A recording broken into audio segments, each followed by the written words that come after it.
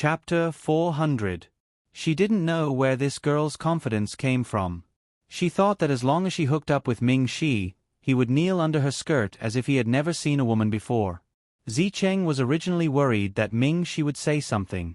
If others knew what she had done, it would definitely damage her reputation. She couldn't bear to see her good reputation being damaged in the slightest. She didn't expect that what she was worried about didn't happen. Whether it was Ming Shi or Feng Wu, neither of them said a word about what she had done on Bewitching Wind Island. They didn't even take the initiative to talk to her. This made Zicheng sigh in relief. At the same time, she was somewhat displeased. She wondered if the two of them were secretly looking down on her. If she had known that she would be discovered by Ming Shi and the others, she wouldn't have touched the demon-suppressing sword. Compared to the demon-suppressing sword, her good reputation, which could bring her countless favorability points, was the thing she should cherish the most. "Senior, this is a sandwich made by Little Cheng. It's delicious. I'll treat you to it." In order to hook up with Ming Shi, Eve eagerly took out the sandwich Zicheng gave her. She wanted to increase her favorability with Ming Shi. Unfortunately, Ming Shi didn't accept her kindness.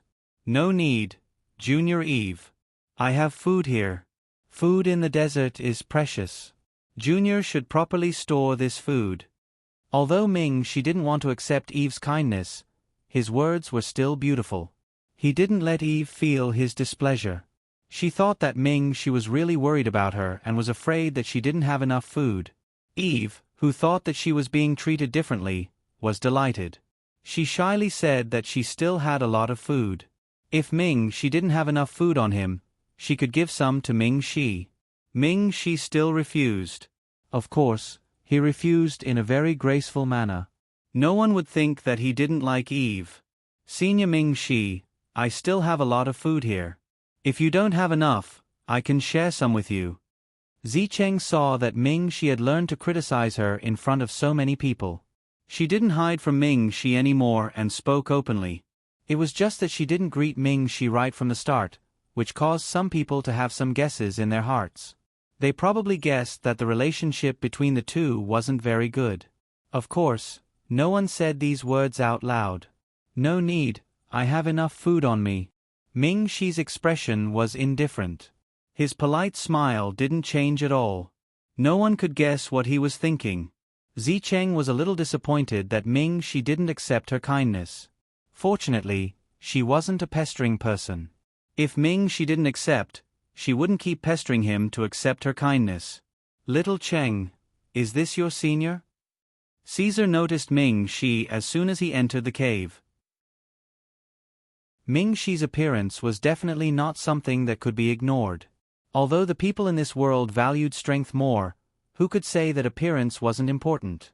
He was guessing which family's young master such a peerlessly handsome man was from, or which royal family's descendant. He didn't expect that this person was actually Zicheng and Eve's senior.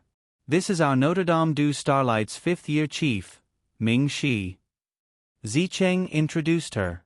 "Senior Ming Shi, this is my friend, Caesar." As for Caesar's true identity, she didn't say much. Ming Shi still gave face to Zicheng and greeted Caesar in a friendly manner. The two of them didn't chat much and just sat down to rest. On the other hand, Elena and the others chatted with Zicheng and the others. From Zicheng, they learned quite a lot about Ming Shi. Of course, Zicheng also learned their names and how they met Ming Shi. He even told them about the secrets of the tomb of the god of sin that he learned from Feng Wu. Elena and the others weren't fools. They naturally had their own considerations for telling them this. If they wanted to leave this sand country's territory, the more people they could bring with them, the better. They had already guessed how dangerous the road ahead would be. It wouldn't be wrong to bring a few more people with them at this time. Telling them these things was like giving face to Zicheng and the others. After Caesar, Juanze, and the others found out about the tomb of the emperor, they were also shocked. They didn't think that the truth would be like this. They didn't think that this group of people would lie to them, because there was no need to. After knowing the secrets of the tomb of the emperor, Caesar and the others felt a little heavy. The development of the situation had exceeded their expectations. No one would have thought that the sea god would be such a vicious and merciless god. No matter what they thought, the alliance between the two groups could be considered to have been achieved. The snowstorm outside was still very strong, but it was very warm inside the cave. Fengwu took out a blanket from her spatial ring, then leaned against Ming Shi and sat beside the fire. The warm blanket was draped over the two of them. Ming Shi had wanted to refuse, but Fengwu's aggrieved and serious expression made it hard for him to say no. They leaned against each other for warmth. Ming Shi could feel the warmth from Fengwu's body, and his heart softened. Elena, May, Irene, and Eve didn't feel good when they saw this scene. They wanted to squeeze their way over, but they couldn't bring themselves to do so. They could only watch and sulk. They even cursed Fengwu over 800 times in their hearts, cursing her for being shameless and seducing men. The night passed slowly with everyone having their own thoughts. The next day, Ming Shi and Fengwu woke up early in the morning. Because it was too hot, the two of them were almost woken up by the heat. Ming Shi was a little surprised. He actually slept so soundly. He clearly knew how dangerous the environment was, but he actually fell asleep. Ming Shi didn't dare to imagine. If someone had the intention to kill and steal, they might accidentally die in this place. If that happened, they wouldn't even have a place to cry. Fortunately, nothing happened last night.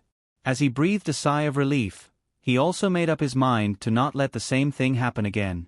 The sun in the morning was relatively warm, only about 30 degrees. Everyone ate something and immediately set off to search for the ancient desert city mentioned in the notification. They walked in the desert. Fortunately, there were many smart people in this team, and they didn't go in the wrong direction.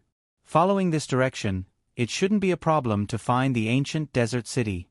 After walking in this endless desert for nearly 10 days, they still didn't see a building similar to a city. Although they found some oases, they were surrounded by evil spirits and were full of danger. Under Fengwu's suggestion, everyone didn't go near them. F***CK, how many days has it been? We still haven't found that damn ancient desert city. Where is it? We still can't find it after so long. Chapter 401. That's right. We don't have anything to eat anymore. If we can't find anything, we'll starve to death. This was a temporary team of about 7 people.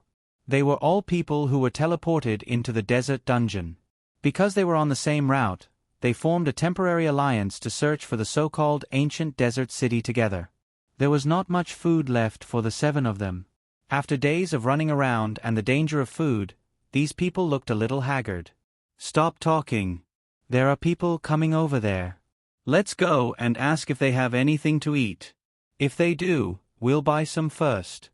Someone said excitedly when he saw people approaching from afar. Stop joking. Buy food. Do you think someone would be so stupid as to sell the food that they rely on to survive in the desert? I think it would be better for us to rob them directly. The 7 of us are all experts. There are also several women in their group who look weak at first glance. It won't be easy to rob them. This person sneered and said his thoughts aloud. These people thought about it and agreed. If there were real things, the possibility of them selling it to them was almost zero. Instead of wasting time talking about buying food, it was better to rob them. Therefore, this group of 7 men planned their first robbery since they worked together. Who would have thought that what they wanted to rob was not some amazing magical equipment, nor was it some divine weapon. It was just the most ordinary food. Ming Shi and the others did not know that they had become fat sheep in the eyes of some people. Recently, although Ming Shi and the others did not find any clues about the ancient desert city, they were not worried about food. This was because in their team, whether it was Fengwu or Zicheng, they were used to carrying a lot of food with them. Zicheng was in the food business, so it was not strange that he had so much food in his storage space. Fengwu was used to being fed by others because she was a foodie. She had more food than Zicheng. Just like that, the group that didn't have to worry about food met the group of 7 that was constantly worrying about whether they would starve to death. Stop, hand over your food. Not far in front of Ming Shi, a large man wielding a saber suddenly appeared. This large man held a saber that was half the height of a person and stood in front of Ming Shi in an awe-inspiring manner. A gust of wind blew past, lifting up the man's long hair, revealing a haggard face covered in stubble. "That's right. Hand over all your food. Hand over the food, and I won't kill you." One by one, 7 people dressed in non-mainstream clothing appeared, carrying all kinds of weapons.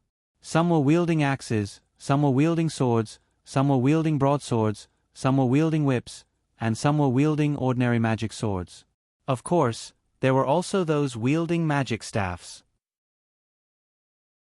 The 7 of them stood in a row with different weapons in their hands. Their stomachs growled from time to time. Coupled with the sour smell that came from the fact that they hadn't bathed for a few days, their manly oily hair, and their completely shapeless clothes that seemed to be from the beggar clan, no matter how one looked at them, they didn't look like normal people. Ming Shi and the others were speechless. Were these guys sent by monkeys to make fun of him? Who are you trying to rob when you're so hungry that you can't even walk? Although Elena sympathized with these guys, she didn't want to share her food with them. This was the desert. Without food, one would starve to death sooner or later. She didn't want to starve to death. There were quite a few people who had the same idea as her. No one said anything. No one wanted to help a bunch of idiots who they didn't know well at this time. 100 gold coins for a bag of food and 200 gold coins for a bag of water. If you want it, then trade. Just as Elena was thinking about how she couldn't give her food to these guys, the Fengwu girl stood up. Seeing these hungry guys and not sensing any killing intent from them, the Fengwu girl decided to sell them some food. Of course, the price was 100 times higher than outside. Okay. We'll buy it. We have money. The 7 idiots were so excited that they threw away their weapons. God knew that each of them only had 1 biscuit left. This was the food that was distributed to everyone at the beginning. At most, it could last them for 2 more days. Now that they couldn't find anything to eat, they could only starve to death. At this moment, the Fengwu girl, who sold them precious food, was as kind as a goddess. Although this goddess's price was a little expensive, they weren't afraid of the price. They were only afraid that they wouldn't be able to buy it. Originally, they wanted to steal a portion of the food to tide them over. They didn't want to kill anyone. They weren't murderers. They wouldn't kill anyone just to steal food. They didn't expect to be so lucky. The robbery had just begun and there was already a kind person who was willing to sell them food. There were still many kind people in this world. They started to believe in love again. What does this have to do with love? The 7 men were afraid that the Fengwu girl would change her mind. They quickly took out their money to buy food. Fengwu girl had a lot of food and water. Her biggest hobby was collecting food. Although the food she collected wasn't too expensive, it was enough to keep them hungry. No, I don't agree with you selling food to them. This food belongs to our team. If you sell it to them, what about the rest of us? Irene May glared at Fengwu girl angrily. Her accusing eyes made it seem as if Fengwu girl had done something outrageous. The 7 men also glared at Irene May. Where did this stinky woman come from? Didn't she know that stealing food from a tiger's mouth would be punished? This is mine. Fengwu girl looked back at Irene May seriously. She refused to admit that her food was the shared property of the team. You're a member of our team. The food you have should be considered the shared property of all of us. You don't have the right to sell it. This strange theory made Fengwu girl blink her eyes. Fengwu girl looked at the self-righteous girl with a strange expression. Elena and the others behind May Irene girl looked uncomfortable. Although they didn't agree with Fengwu girl's method of selling food, they didn't have the face to say such a strange theory. There's something wrong with your brain. She stared at May Irene girl seriously for a long time before saying with a solemn expression, "Pfft." Many of them couldn't help but laugh, especially the 7 men who had almost lost their food when May Irene girl interrupted their transaction. The resentment of food was very scary. Ahahaha. This is the first time I've heard such a strange theory in my life. I just found out that a team has to share everything with others. Chapter 402. Ahahaha. This is the first time I've heard such a weird theory in my life. I just found out that a small team has to share everything with the others. Why doesn't she share her man with us? What kind of man can she have with that kind of character? She looks like a jinx to her husband. That's right. Ugly people are always mischievous. Ha ha ha ha. She really has a hole in her head. The 7 robbers laughed without restraint. Although the others wanted to laugh as well, they didn't laugh out loud to give Irene May some face. Only the 7 of them wouldn't give a girl any face. You.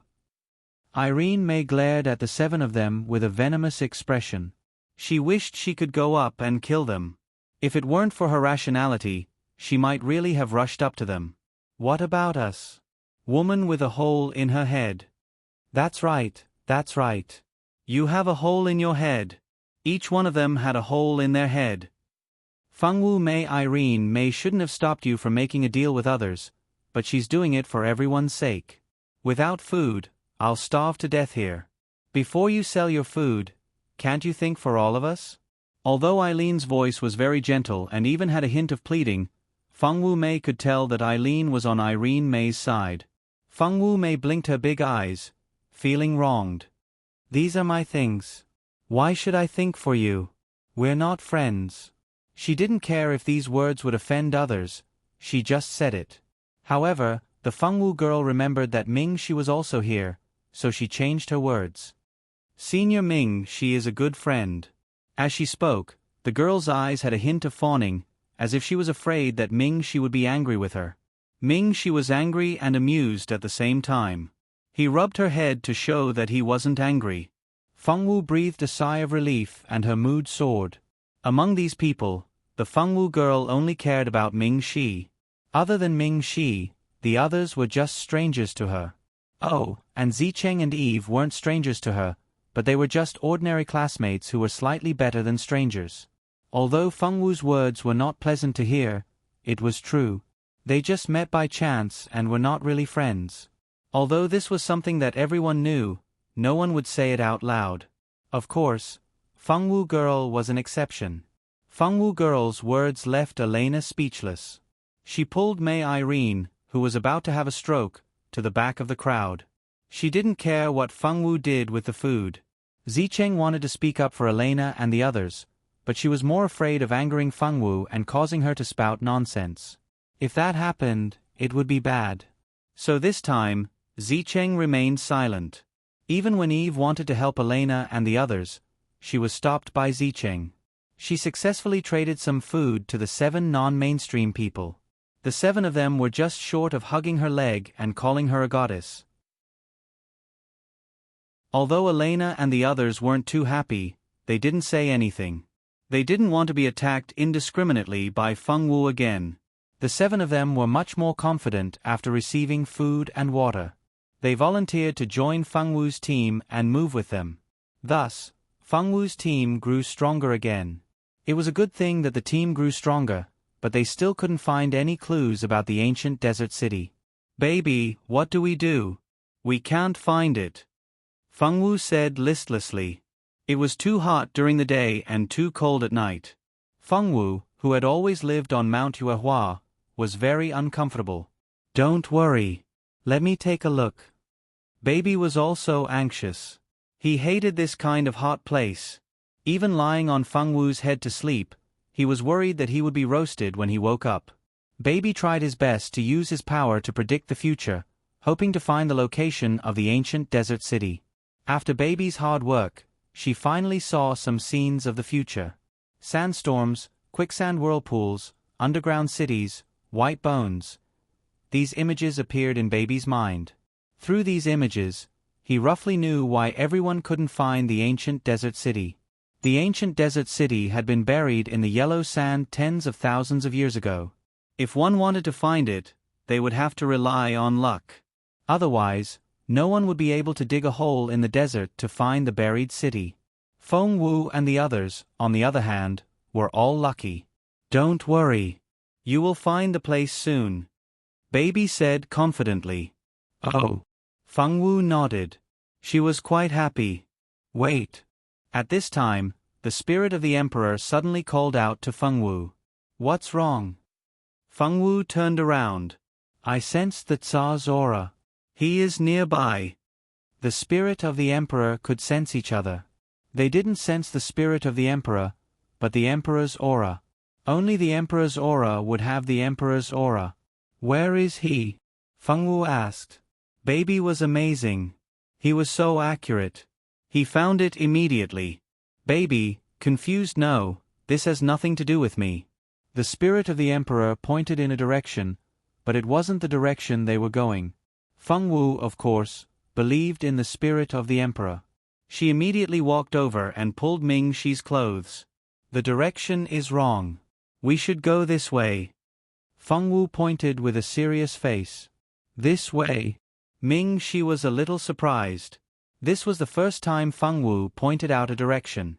In the past, when everyone discussed the direction, she didn't participate. Could it be that Feng Wu found something? Ming Shi, of course, believed in Feng Wu.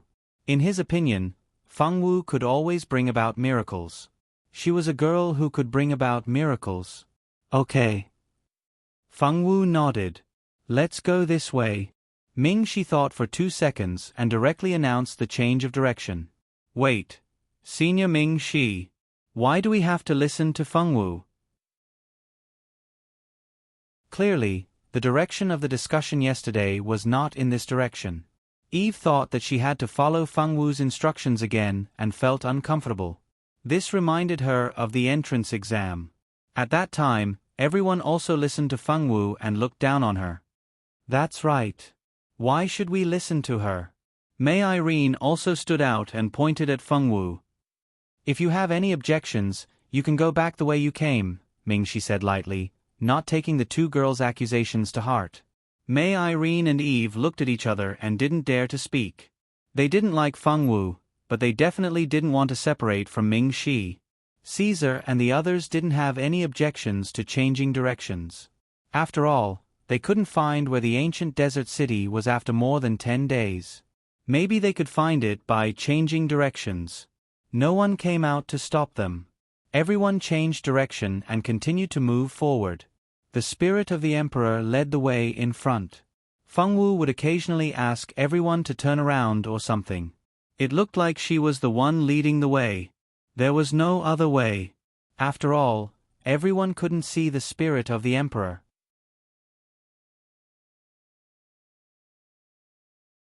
Chapter 403. No one came out to stop them. Everyone changed direction and continued to move forward. The spirit of the emperor led the way in front. Feng Wu would occasionally ask everyone to take a turn or something. It looked like she was the one leading the way. There was no other way. After all, no one could see the spirit of the emperor. They walked for half a day, and the sun was getting bigger and bigger. They had to find a place to hide from the sun, or their bodies might not be able to take it. They had been like this for the past 10 days. They hurried in the morning and found a place to rest in the afternoon and night. They didn't have much time to hurry because the weather didn't allow it. "Are we there yet?" Bao Bao flew beside Feng Wu and asked listlessly. "We should be there soon. My senses are getting stronger and stronger." "We won't be too far away," the king's spirit said. "Let's find a place to rest. The sun is too strong. We can't go any further." Zicheng wiped the sweat off his forehead. His forehead was covered in sweat. "Little Cheng is right. It's too hot. I can't walk anymore." Eve drank a big mouthful of water. Her cheeks were red like a drunk person, as if she had a heat stroke. "Let's go over there. There's a big tree over there. We can set up camp under it." Caesar felt bad for Zicheng, so he turned around and said to everyone. The others didn't have any objections, and agreed with Caesar. In this desert, green plants were not common, especially this kind of tree that was a few meters tall. He didn't know what kind of species this tree was, but from the fact that it could grow luxuriantly in the desert, it could be seen that this tree had a very strong vitality. Feng Wu still couldn't hear the sound of plants. Although she was a little disappointed, she still pulled herself together and set up the tents with everyone. Feng Wu sold the tents at a high price. After all, Fengwu was the only one among them who could store such things in the space ring. The group of them set up tents under the big tree. Fengwu and Ming Shi stayed together, while the others were assigned to their own tents. However, everyone stayed with the people they were familiar with and trusted. Of course, those who wanted to stay by themselves could also pay for their own tents. It was actually very stuffy to be cooped up in the tent on such a hot day. Fortunately, this was a magical world. Anything could be solved with magic, including lowering the temperature in the room. Only a small magic tool was needed to adjust the temperature of the room. Therefore, they wouldn't feel stuffy living in a tent. Instead, they could get a good rest. Xiao Wu, there's a lake in front. Do you want to take a bath with us? Feng Li's voice suddenly came from outside the tent. Fengwu and Ming Shi walked out of the tent and saw Feng Li standing outside. Zicheng, Eve, Mei, Irene, and Elena were also there. There's a lake in front? Ming Shi was a little surprised. He didn't expect to be lucky enough to find a lake. Yes, there is. Little Cheng and I were just going to check out the terrain over there. We didn't expect to find a lake as soon as we crossed the sand dune.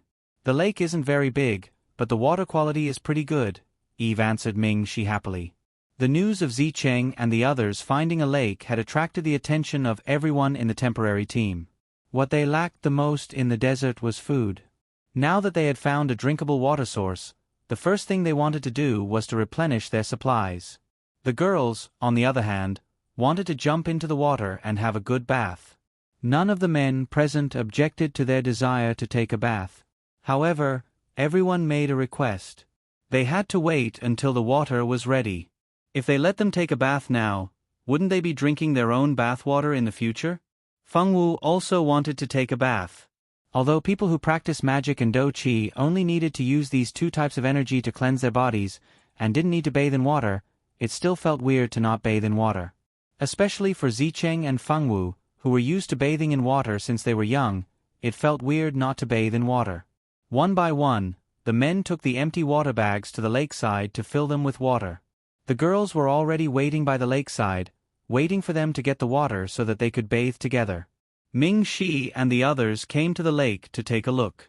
Sure enough, it was a clean lake. There didn't seem to be any problems with the water. After confirming that there was no problem with the lake water, the men moved quickly. They didn't let the girls wait for too long before they filled up all the water bags.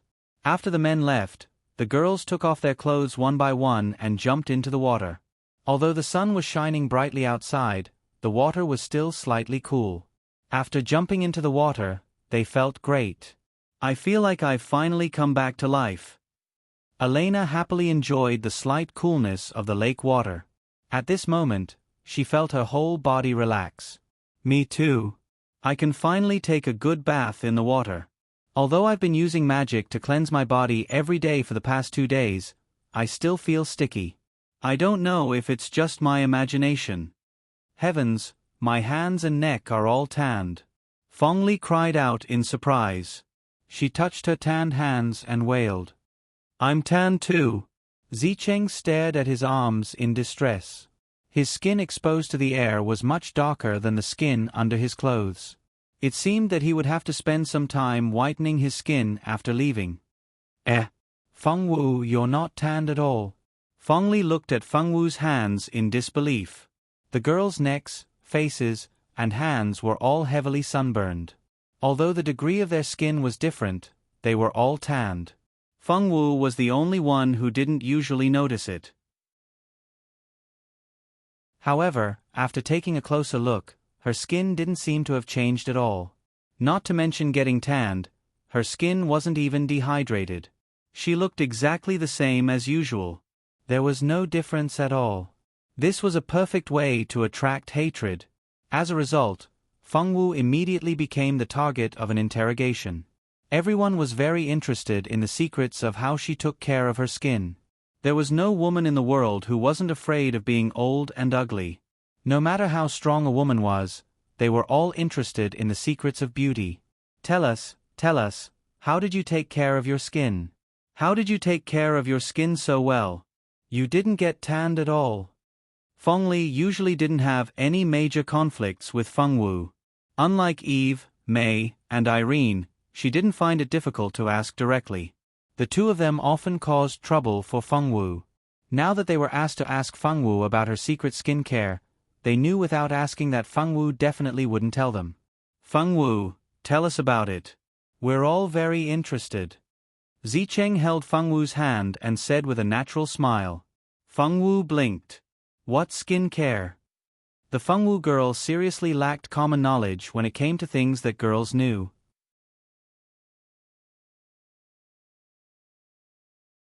Chapter 404. What is maintenance? Can it be eaten? Stop pretending. If you don't want to say it, then don't say it. It's just a secret maintenance recipe. What's so great about it? Eve saw that Feng Wu did not give Zicheng any face at all. Zicheng had condescended to ask her, and she still dared to pretend that she did not understand. She was indeed a B***TCH. She was not even willing to share a single maintenance recipe. Eve was not the only one who was dissatisfied with Feng Wu. Because of Ming Shi, Elena and May Irene were also hostile towards Feng Wu. It was just that one of them did not show it, while the others showed it on their faces. That's right. Stop pretending. If you don't want to say it, then don't say it. It's as if someone wants to take your recipe for free. May Irene also looked at Feng Wu with disdain, as if she was really a stingy and selfish woman. May Irene had never thought that she would take Feng Wu's recipe for free. She did not plan to pay any price at all. All right, May Irene. Feng Wu is probably not saying it because this recipe is related to her family's business. Let's not force Feng Wu. How about this? Feng Wu, how many maintenance products do you have? We'll all buy them from you. What do you think? Elena had always been very rational and considerate in order to show others that she was considerate in front of others. Even in front of the annoying Feng Wu, she still had to maintain her demeanor. May Irene saw this and sneered in her heart.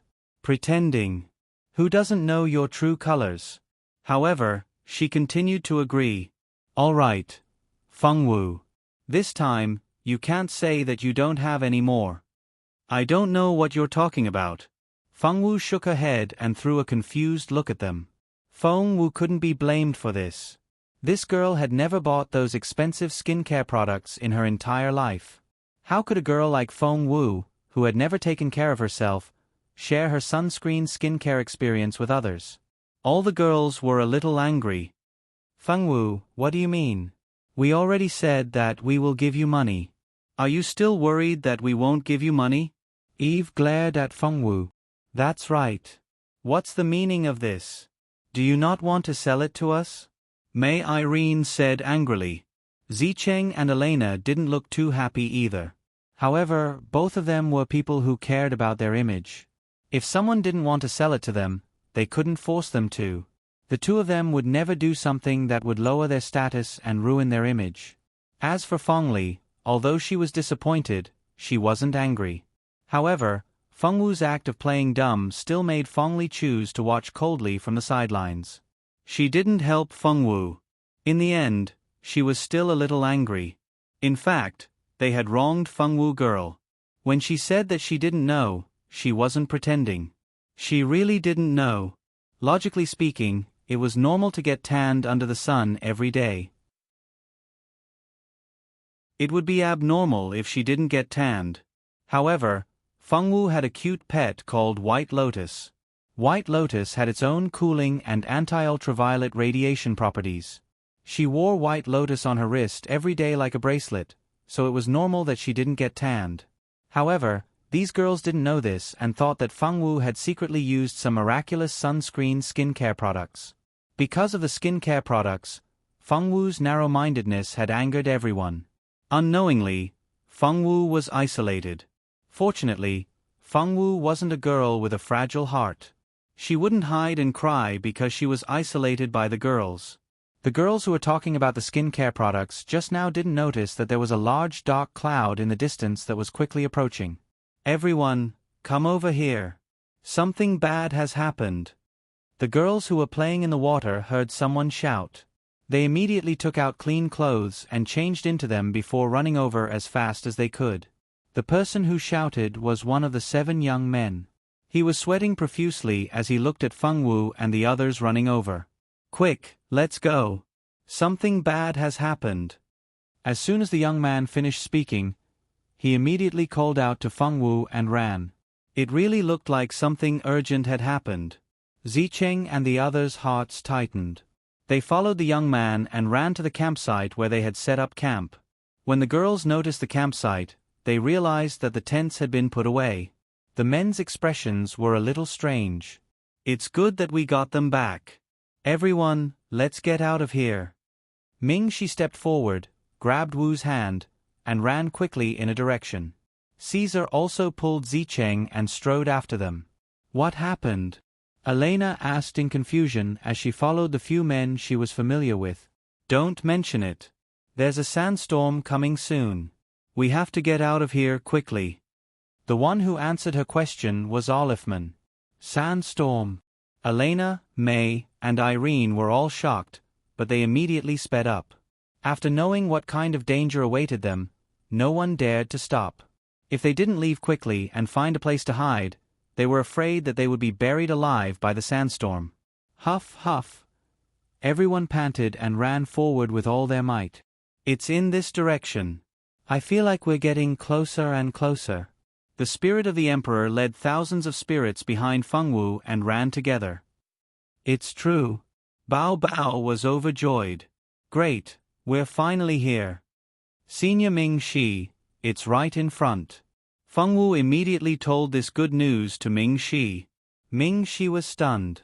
He didn't ask why Feng Wu knew this. He only nodded to show that he understood. Ming Shi and Feng Wu sped up at the same time, and the others immediately followed.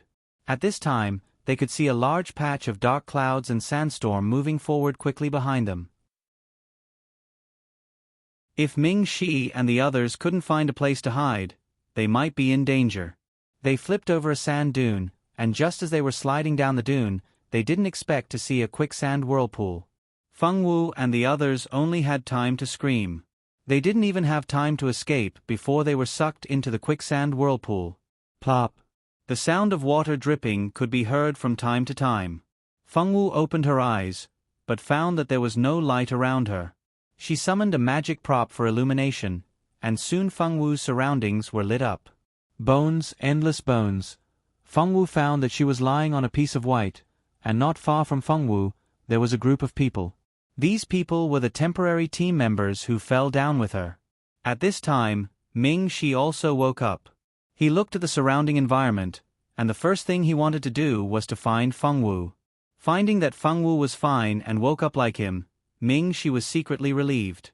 "Let's wake everyone up first," Ming Shi said.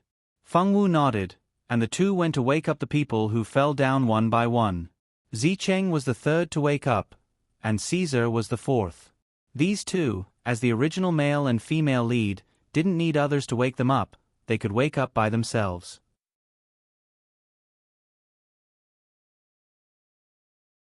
Chapter 405. Juanzi also felt someone slapping his face. He had been woken up by the slap, and the first person he saw after waking up was Feng Wu. He had many questions to ask, but before he could ask, Feng Wu had already used the same method to wake up the other unconscious girls. "What is this place? How did we get here? Heavens!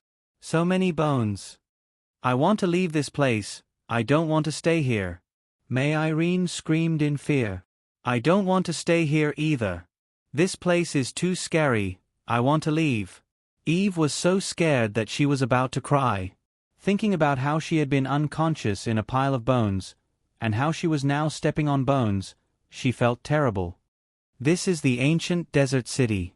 Amidst the panicked screams, Feng Wu's calm voice was very attention-grabbing, and at the same time calming. "The ancient desert city. This is the ancient desert city." Everyone was shocked. No one had expected the legendary ancient desert city to be a place piled with bones. "What do we do now, little Cheng? Are we going to leave this place?"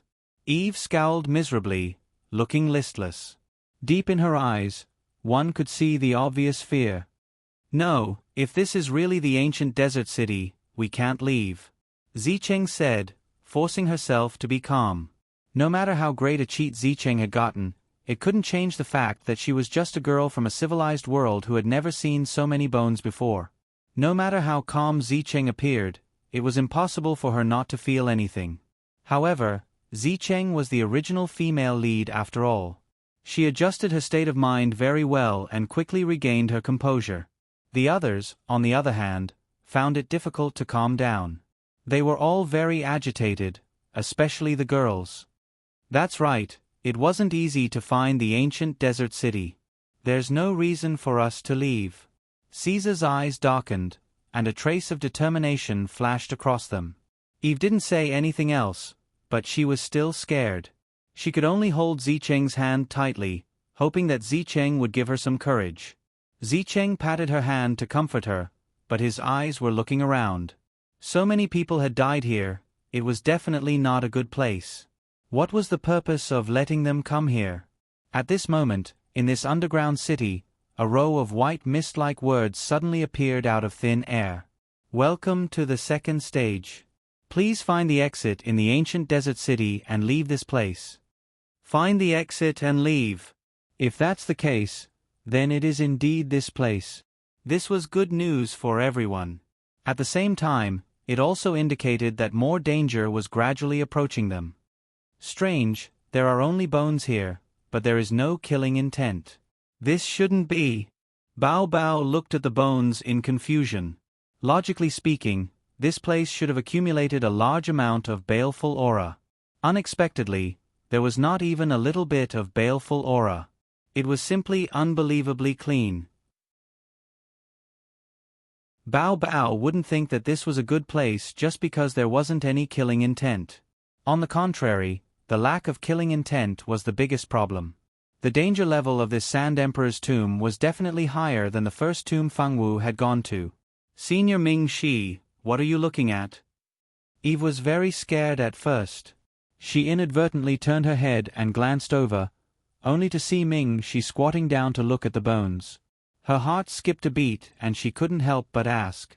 Ming Shi looked up at her and replied calmly, I'm observing their cause of death. These people died very strangely. Strangely? Ming Shi, did you discover something? Juanzi also leaned over curiously. Most of the men leaned over to see what Ming Shi had discovered. The girls were still a little scared. Other than Fangwu, Zicheng, and Fong Li, no other girls dared to lean over. Look at these bones. Do you see anything wrong with these bones? Ming Shi asked without turning his head. Problem. Juanzi also grabbed a bone to take a look. There was nothing wrong. He looked at the bones again, from head to toe. Gradually, he realized that something was wrong. These bones don't have any scars. This way of death is too strange. Juanzi also looked at the bones with a grave expression. What? No scars. Then how did they die? Did they all die from the plague? No, they might have been poisoned. The group started to make guesses about how these bones died. But no matter how they guessed, they didn't know if they were right. Let's leave this place first. There's a city gate in front. Let's go in first. Ming Shi pointed at the majestic city wall in front of them. The city wall was very tall, about a few dozen meters tall. Behind that huge wall should be the legendary ancient desert city. Above the city gate, there were indeed the words Ancient Desert City carved on it. No one had any objections to entering the ancient desert city. They all walked forward. They all knew that if they wanted to leave, they would have to enter the ancient desert city to find clues. Ming Shi held Fangwu's hand and walked in front as usual. The spirit of the emperor kept looking in the direction of the city gate with an ugly expression. I didn't expect that he would be willing to use such a method to obtain eternal life. The spirit of the emperor muttered to himself. Fangwu didn't notice what he said. When they reached the city gate, they realized that there were a few people there. These people had obviously come earlier than them, but they didn't enter. It was obvious that something had happened. More people are here. This is great. Everyone is trapped in this God-forsaken place. A middle-aged man said with a smile. Sigh. A young man sighed, but his expression was numb. The others didn't say anything. They just looked at them strangely. You guys are also here to look for the ancient desert city. Why don't you go in? Sherrod asked curiously. Sigh. How do you know that we didn't go in? It's because we went in that nearly half of the people died. The people in front of you now are just survivors who just escaped from the city. The middle-aged man said listlessly. You guys have entered the city.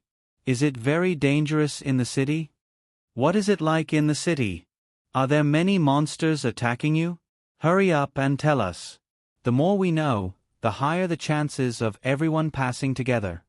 These people talked one after another, trying to get more information from the middle-aged man. Big brother, can you tell us what happened in the city? Ming Shi asked on behalf of everyone. Everyone looked at the man expectantly.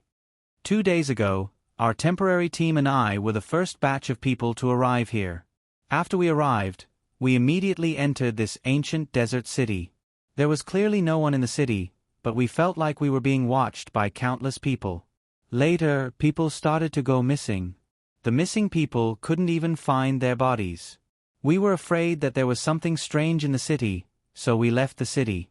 We didn't expect something even more terrifying to happen at this time.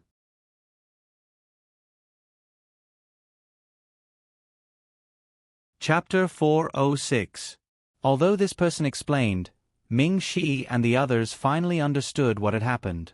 Just 2 days ago, the middle-aged man and the others came to the ancient desert city. Although they felt that this place was not a good place, in order to pass the second test, they had to enter the city. There were only a bunch of buildings in the city, and these buildings were very well preserved. There was no dust in the city at all. It did not look like a city that had disappeared for 10,000 years. The middle-aged man and the others split up in the city to find a way to leave, but something strange happened. Some of them began to disappear. Not only could they not find the bodies of the missing people, but they also could not find any traces of fighting. The disappearance of those people was very strange. There were no clues at all. The middle-aged man and the others didn't dare to split up. The group gathered together, but they still felt that their movements were being watched.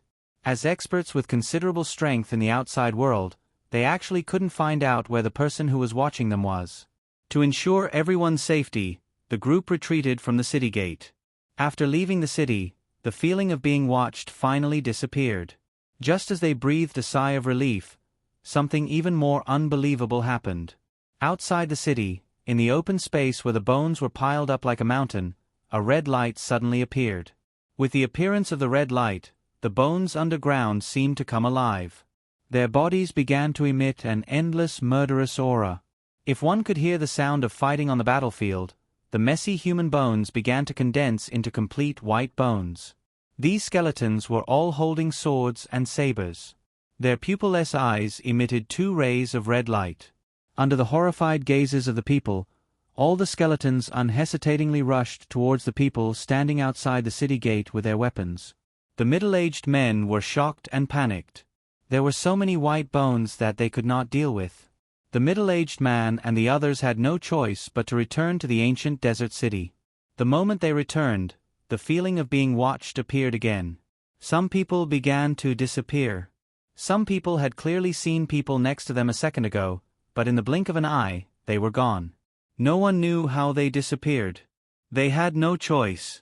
When they could not stay in the city, they had to leave again. Fortunately, these white bones would only change when the red light appeared.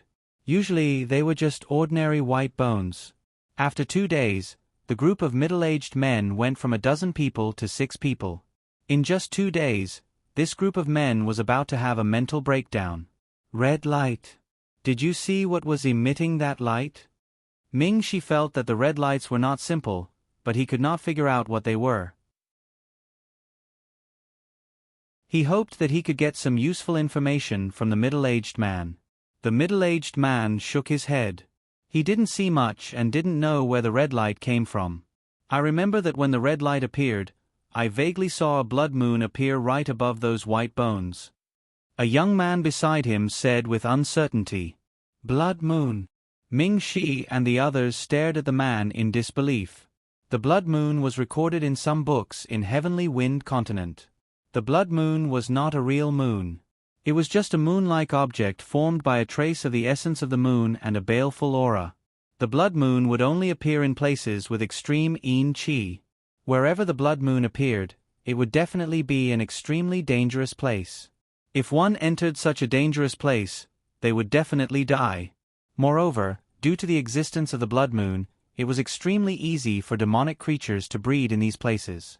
Moreover, the level of the demonic creatures produced in the blood moon was not low. It was because they thought of this that they were so shocked when they heard the young man's words. "Blood moon. Are you sure it's the blood moon?" The middle-aged man grabbed the young man's clothes agitatedly, his expression extremely terrified. The young man nodded his head vigorously, confirming that he had not seen wrongly. "Why didn't you say so earlier?" The middle-aged man grabbed the young man's clothes in shock and anger. "I just didn't want everyone to be more afraid." The young man complained for himself, feeling wronged. He just didn't want the already frightened birds to be more frightened. The middle-aged man let go dejectedly, knowing that the young man's words were reasonable. If they had let others know about the blood moon in that kind of situation, the survivors would have lost even more courage and hope to live. Not good. Red light. Suddenly, someone in the middle-aged man's group shouted in panic. The middle-aged man and others reacted very quickly. As soon as the man shouted, they opened the door and rushed in. Ming Shi and others looked back. It was indeed the mysterious red light that the middle-aged man had said. Ming Shi also saw that the young man was probably not lying. There was indeed a blood moon in the sky. The blood moon would regularly release evil qi to control these bones. This was also the reason why Feng Wu did not see any evil qi at all.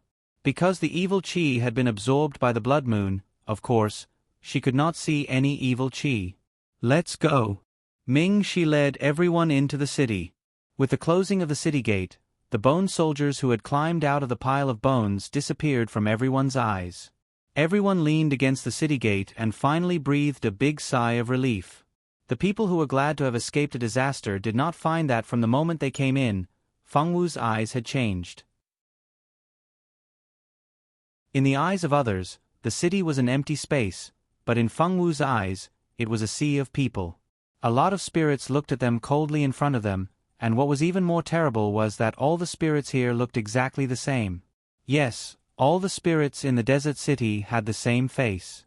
This was simply impossible, but it still happened, and it happened in front of Feng Wu's eyes.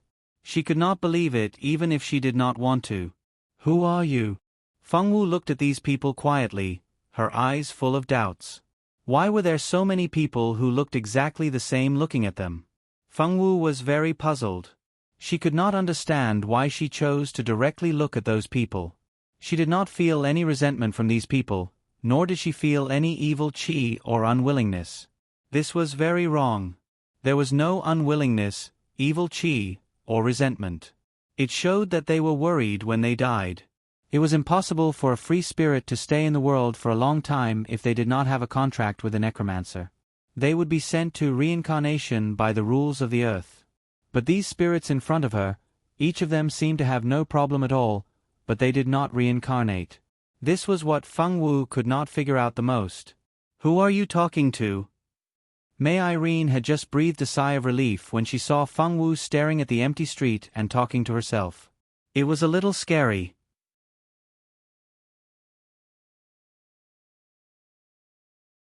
Chapter 407. Xiao Wu.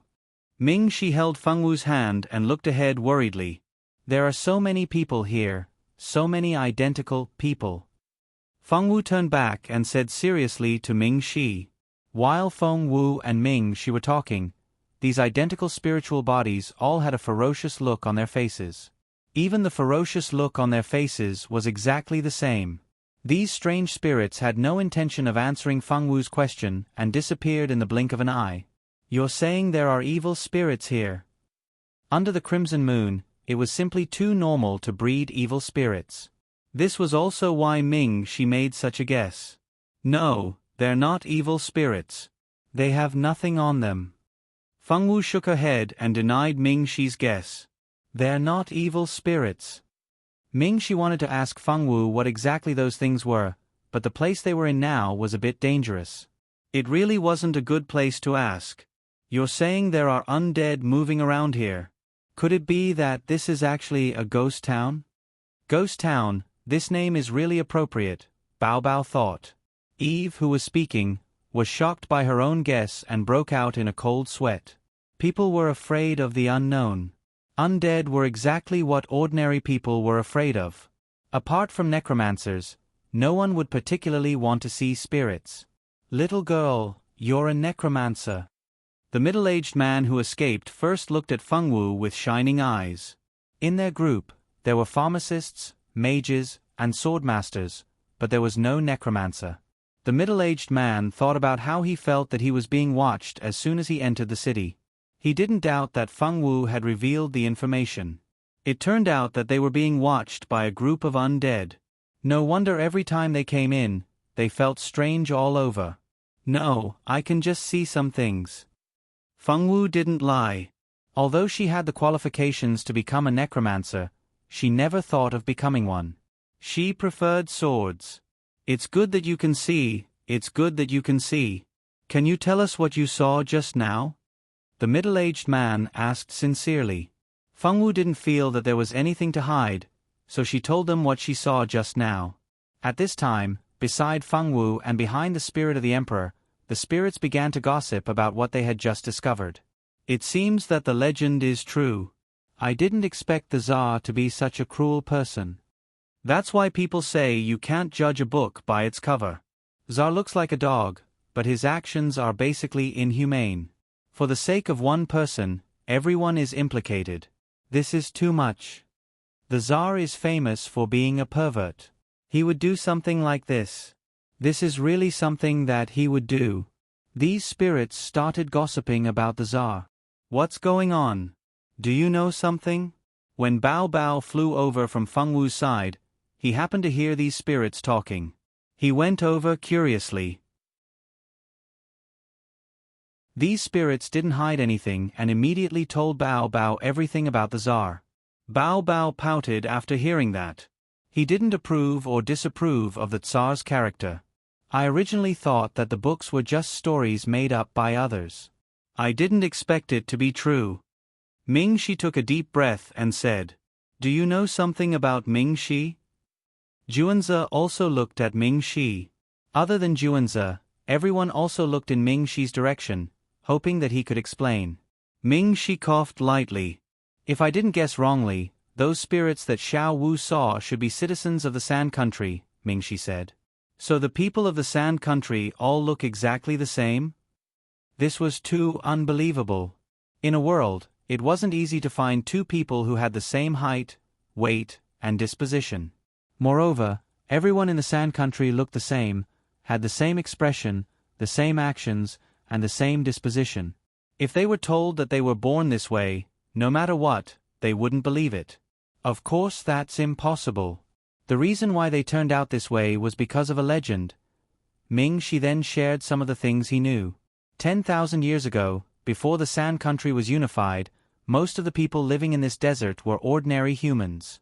Bandits ran rampant in the desert and the people living in the desert were often in dire straits. One day, a person from the demon realm came to this desert for some reason. That person from the demon realm was just a small soldier in the demon realm, but he was an existence that these people couldn't surpass. His arrival made the lives of the people here even harder. Not only did the demon realm request these people to offer good wine as a tribute, but they also wanted to offer beauties. Therefore, the people back then had no choice but to offer up the food that they didn't have much to begin with as a tribute. They also offered up the most beautiful women in the vicinity. The demon realm was brutal by nature and would kill humans at the drop of a hat. The people were filled with resentment, but they were unable to go against this demon realm. Later on, one of the beauties offered as a tribute got pregnant. After being pregnant for 10 months, this woman's life force was sucked dry by the baby in her womb. She then broke out of her womb and came to this world. Originally, with that demon realm member around, these humans didn't dare to hurt that child. It was a pity that the demon realm member was killed by an expert who passed by one day. That expert only killed the demon realm member and didn't care about that half-human, half-demon child. That child was adopted by the elder brother of the dead woman. That man didn't think that he wanted to take good care of the child as he grew up. You'd be sorely mistaken if you thought that way.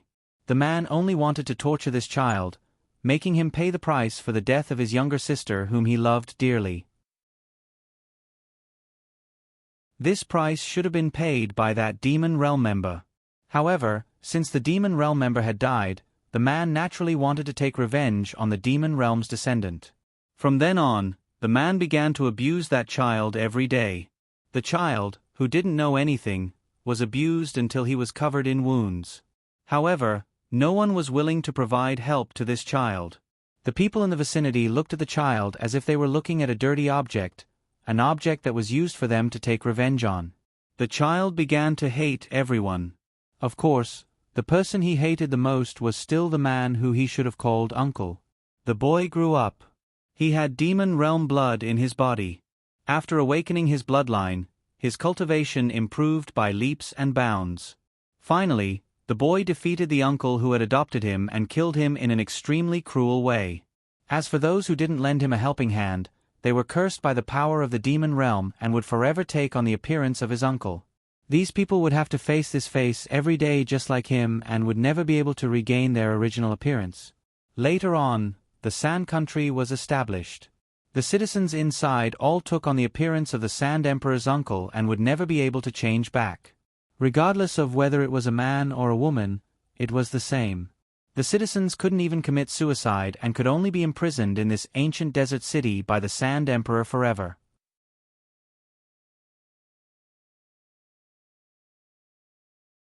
Chapter 408. Those who were imprisoned became the targets of the Tsar. Every time the Tsar was in a bad mood, he would randomly pick a person who had the same terrifying face as his uncle to vent his anger on. He would torture that person in all sorts of ways, and after he was tortured to death, he would call another person in to continue torturing him until he was completely frustrated. This was the Tsar's favorite game. Regarding this game, the people who supported the Tsar at that time jokingly called it the Tsar's game. After hearing what Ming-Shi said, everyone had different expressions. For a moment, no one knew what they were thinking. So, the Tsar is actually a half-human, half-demon. May Irene said softly. Exactly the same face. This Tsar is indeed a half-demon, half-human. He's a ruthless person. Lu Chen did not have much of an impression of the Tsar. In the past, he did not even know who the Tsar was. However, during these few days, he had learned a lot about the Tsar. As his understanding deepened, he did not have a good impression of the Tsar at all. The people here are all so pitiful to have met such a master, Eve said calmly. Could it be that the reason why those people who came in first disappeared was because of them? Caesar could not help but guess. He was a person with a firm mind. No matter how sympathetic the people of the Sand Country were, he would not feel anything special. That's very possible, Juanza agreed. Everyone, be careful. The city is filled with the spirits of the dead people of the Sand Country. No one knows what they can do, Chakri said. That's right. Everyone, be careful. So it's all because of those spirits of the dead. So many people have disappeared. I wonder if those people have already been killed. The middle-aged man sighed. His expression was that of realization. Knowing that they were surrounded by dead spirits of the dead, everyone felt a little uncomfortable. Their every move was under the eyes of these spirits of the dead. No one would feel comfortable. Let's go in and take a look. If we want to leave this place, we still have to find a way out, Zicheng said. Everyone nodded and agreed with Zicheng's idea. The group walked on the street, but there was no one on the street. The city was dead silent. If they didn't know in advance that there were many undead in the city, no one would have thought that there would be other things here. Xiao Wu, since you can see the undead, can you communicate with them? Maybe they will know where the exit is. Zicheng turned around and looked at Fengwu. Zicheng's words reminded everyone that Feng Wu's ability to communicate with the undead was indeed very useful in this place. If used well, it could save them a lot of effort. I'll try. Feng Wu didn't refuse and agreed without thinking. She walked in a certain direction and said a few words to the air. In less than 2 minutes, she came back. How is it? What did those people say? Did they promise to take us to find the exit? Feng Wu shook her head. They ignored me, and they were very strange. They didn't talk at all. It was also the first time that Feng Wu had encountered such undead that she couldn't communicate with at all. Everyone was very disappointed with this answer, but they also knew that they couldn't blame her for this matter.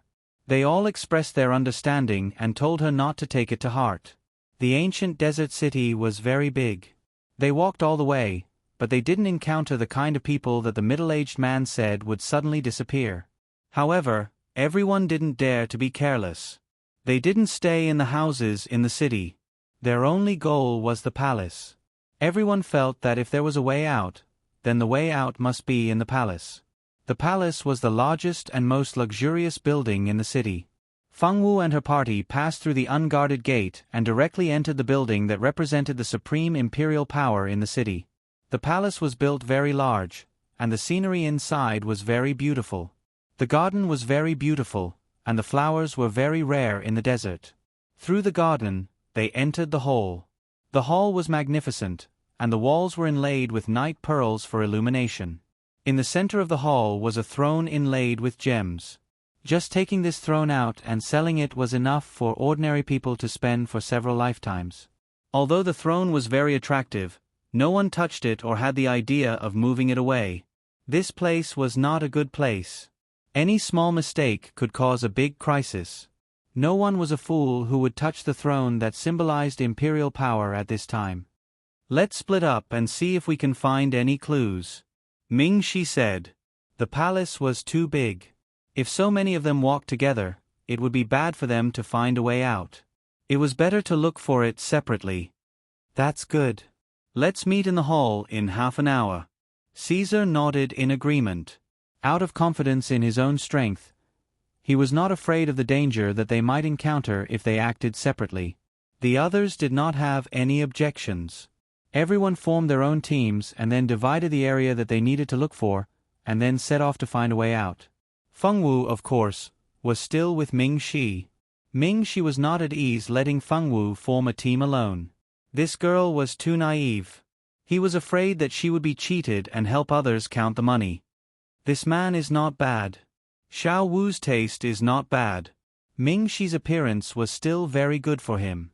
Some of the little maids liked this kind of good-looking man very much. The spirits of these maids drooled all the way to Ming Shi. Fortunately, Ming Shi did not know. Otherwise, who knew how angry he would be? Half an hour later, everyone gathered back. There was no suspected teleportation point in the entire palace. Lu Chen and Feng Li were lucky. They found a notebook in a little maid's room. Some things were recorded in this notebook. Everyone gathered together and listened to Lu Chen read out the things that the little maid had recorded, hoping to find some clues to leave. Today, my appearance changed again. My face is becoming more and more like the people here. I don't know how long I can stay awake. Perhaps it won't be long before I become like the others. I will no longer remember who I am and become exactly like the others.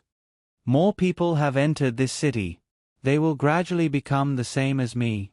Looking at them desperately trying to escape, it really is like looking at myself when I first came to this place. It's useless.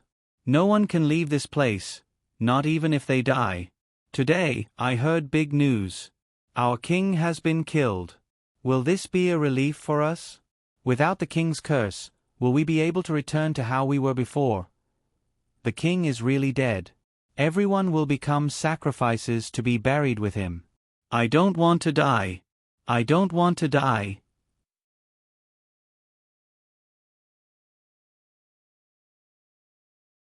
Chapter 409. The diary only reached this far, and it only recorded a few days of information. It could be seen that the person who recorded these things had not been in the palace for a long time, so she could only write down these things. From these words, they could infer one thing, and that was that the people who came to this country would become like the uncle that the other Tsar hated the most.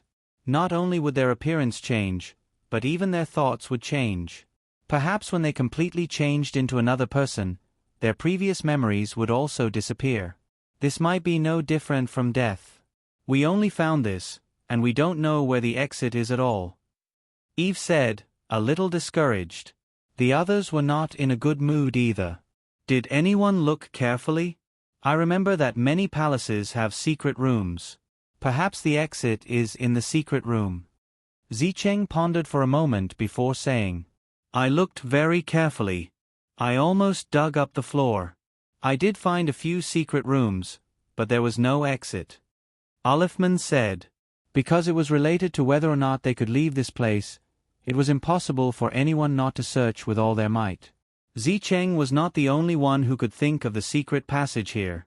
Everyone was not stupid, and among this group of people, there were also people from big families who were familiar with secret rooms and secret passages. It was impossible for them to miss it. They could not find it anywhere. Could it be that the exit was not in the palace, but somewhere else? This was not impossible, but if it was not in the palace, then the range was huge. It would take a lot of time to search the whole city. However, this ancient desert city was full of strange things. It was very unwise to stay in such a place for a long time. The worst thing was that they had no other choice. Wait, there is a place we haven't looked yet. Ming Shi suddenly said. That's right. There is a place we haven't looked for. Caesar's reaction was not slow. He quickly knew what Ming Shi was talking about. The garden. The two of them said the answer in unison. They had searched all the rooms in the palace, including the servants' room and the kitchen, but only the garden had not been searched. Everyone suddenly realized, but it was true. They had not searched the garden yet. Everyone rushed towards the garden. At this time, the spirit of the emperor and the others spoke. Xiao Wu, there is a spirit in the corner up ahead who has been watching you. I just sent someone to contact her. She said that she has something to say to you and wants you to find her alone. The spirit of the emperor stood beside Fengwu and said. Fengwu thought about it and agreed. She glanced at the team in front of her who was rushing to the garden to search. Fengwu didn't tell Ming Shi. She followed the spirit of the emperor and the others to find the spiritual body they were talking about. It was Fengwu's first time seeing such an incomplete spirit. This face looked very much like the face of the Tsar's legendary uncle, but it was not completely the same. Her facial transformation was obviously only half complete, but because it was only half complete, it made her look very strange. Her face was half Yin and half Yang, half like a woman and half like a man. Even the color of her hair was half Yin and half Yang. Her appearance was enough to scare people to death. Fengwu was not scared. She was just a little surprised. You're here. You can see us, right? I heard them say that there was someone who could see us. I didn't really believe it. I didn't expect you to be able to see us. The strange woman cried like a pear blossom in the rain. The scene that should have looked pitiful was like a scene in a horror movie because of her crying. Don't cry. Fengwu stared at her seriously. She didn't like people crying in front of her. Master also said that nothing could be solved by crying. Crying was just a way to escape, and the strong would never escape. Fengwu, who had been determined to become a strong person since she was young, never liked children who cried. Who are you? Why are you completely different from them? Bao Bao curiously flew around her in a circle, his little mouth opening and closing. My name is Xiaoqi. I was originally an ordinary girl. My family has lived in the desert oasis for generations. It wasn't until the Tsar unified the desert and built the ancient desert city that I thought of coming to the ancient desert city to find work. I didn't expect this place to be completely different from what I imagined. Until I died, I didn't get to go out and see my parents again. Xiaoqi thought of the sad part and cried even more sadly. Fengwu was not a person who was good at comforting people. She could only tell her not to cry, but this strange-looking girl seemed to be possessed by the crying god. She would cry easily. Fengwu stared. She liked to cry so much. She must be weak. Why do you look different from the people outside? Bao Bao was most curious about this. You can see us, so you must know that we all look the same. About the king's curse, do you know? The woman asked carefully. I know a little. Feng Wu told her the story she heard from Ming Shi. What you know is not everything. There is one thing wrong. The woman shook her head sadly. What's wrong? Bao Bao asked curiously. It's not us who are cursed. It's this city. Once you enter this city, you will slowly become like that person. The king has trapped all of us here. Before the transformation is complete, no one is allowed to leave. The woman sobbed. You mean, anyone who enters this city will become like that person, including Xiao Wu and the others? Bao Bao's face changed and his eyes widened. The woman nodded timidly. Yes, including you. The only way to change is to kill the person who created this curse, which is our king. You want us to help you kill the Tsar. At this time, White Lotus spoke. It turned into a small snake and climbed onto Feng Wu's shoulder. Its vertical eyes stared coldly at the spiritual body of the woman in front of it. Yes. Please help us. We have no other choice. If we don't kill the Tsar, all of us will be imprisoned here forever. We won't be able to go anywhere, and will only be able to wear this face forever, the woman pleaded softly. TSK. You haven't said why you are different from the others. Don't talk nonsense here. White Lotus glared at her coldly and successfully made her swallow her next cry. The reason why I'm different from them is because I wasn't completely changed when I died. At that time, the king suddenly passed away, and the two most loyal lords by the king's side sealed all of us in the ancient desert city, never to leave. We all became funerary objects and were locked in this place forever. At that time, my transformation was only half complete, so I have always been like this.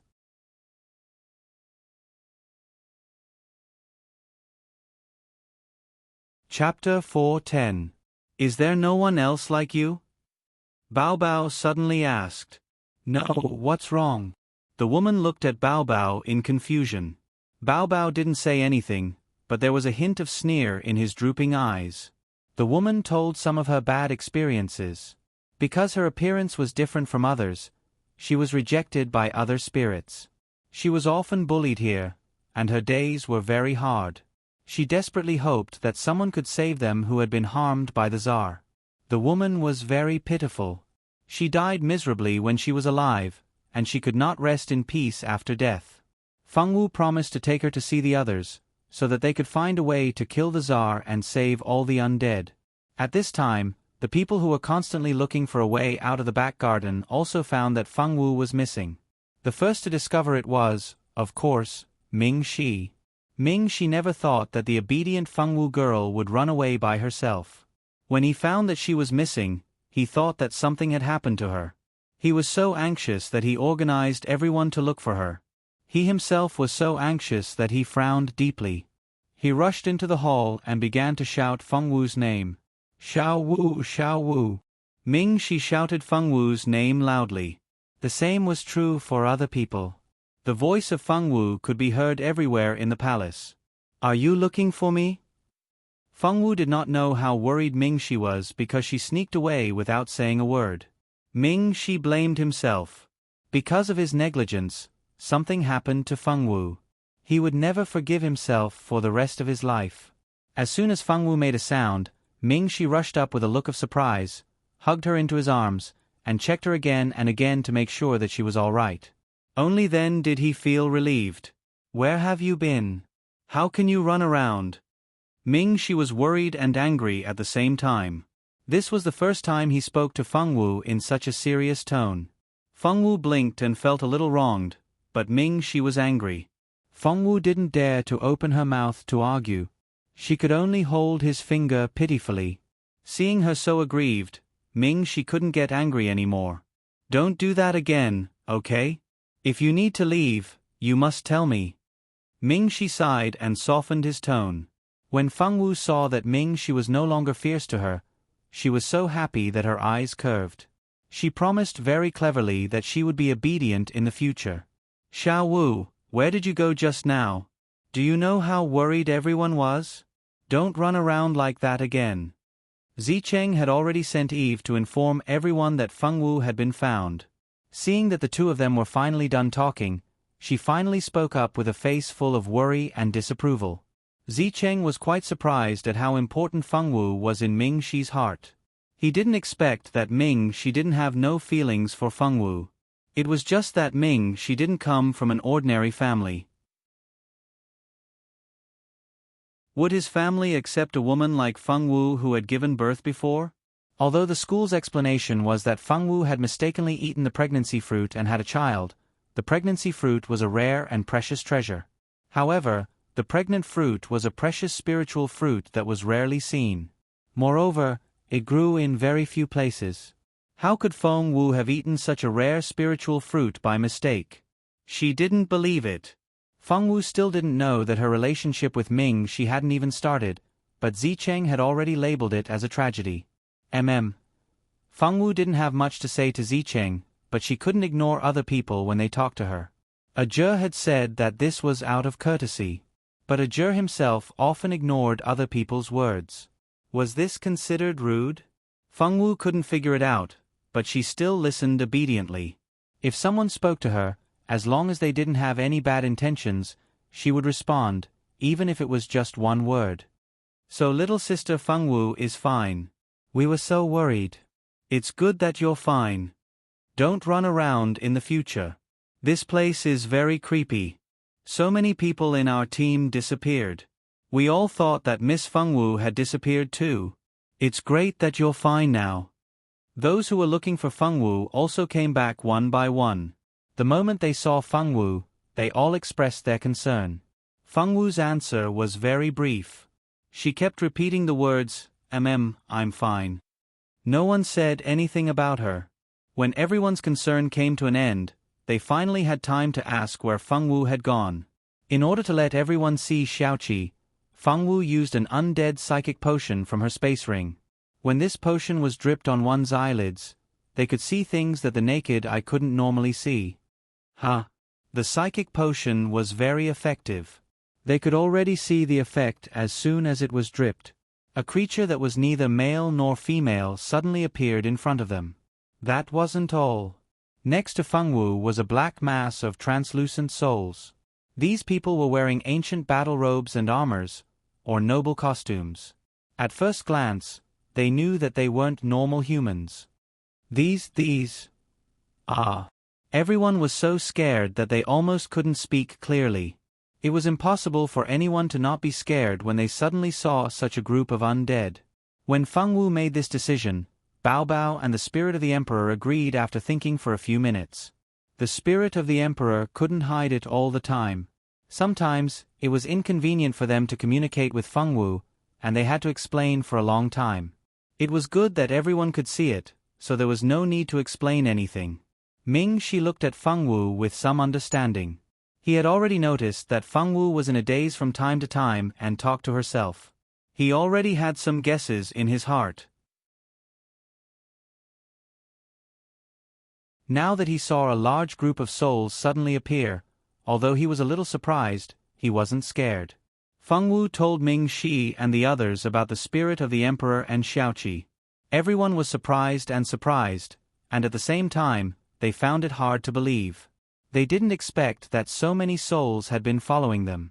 Thinking that there had been souls around them all the time, everyone felt strange. When the spirit of the emperor came out, those who didn't know the truth about the tomb of the sea god also knew. Everyone expressed their disgust for the cruel god of the sea god, and Xiaoqi's experience made everyone agree to help Xiaoqi eliminate the Tsar. The Tsar was different from the spirit of the emperor and the other undead. He was half demon and half human, and he was cruel by nature. He wasn't a good person when he was alive. Wait, there's one thing I don't understand. Isn't the Tsar dead? Why do you want us to help you kill the Tsar? Feng Li asked, puzzled. The Tsar had been dead for 10,000 years, but hearing those words from Xiaoqi's mouth, it was as if he wasn't dead at all. This made her somewhat puzzled. Of course, Feng Li wasn't the only one who had this question. Everyone was very confused about this. The Tsar was dead, and according to what happened to the spirit of the emperor, the Tsar's soul should be imprisoned, creating endless evil spirits to protect the tomb of the sea god.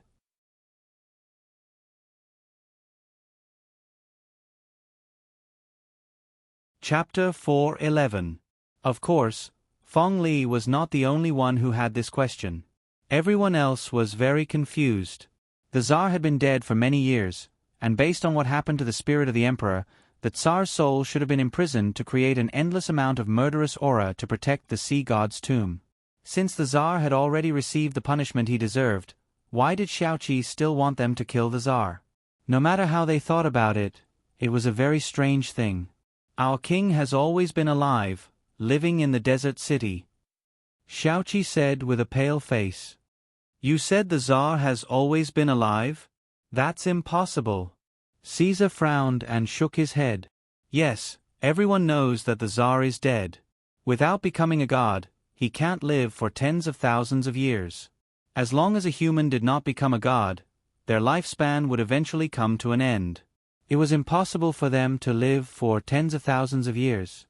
Zicheng, the transmigrated female protagonist, still had this bit of common sense.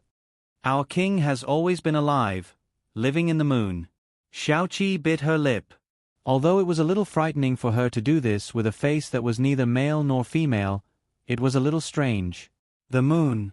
Could it be? Ming, she was shocked and suddenly had a guess. The moon you're talking about is... Eve was about to ask more, but Xiaoqi's expression suddenly changed. It's too late, I have to leave here. If I stay any longer, they'll definitely find out. Xiaoqi said hurriedly and disappeared in a puff of smoke. Everyone called Xiaoqi's name a few times, but no one responded. It seemed that Xiaoqi had really left. What do we do now? May Irene asked uneasily. We've been here for a long time. Will we really become the same as Xiaoqi and the others? Eileen touched her face, her fair little face full of panic. What was a woman most afraid of? Losing her beautiful face. Eileen was a beauty who was popular among men. If she had to live with a man's face, she would rather die. It should be true. You'll understand when you look outside. Zicheng pointed outside the hall. Elena turned around to take a look. She almost screamed out loud.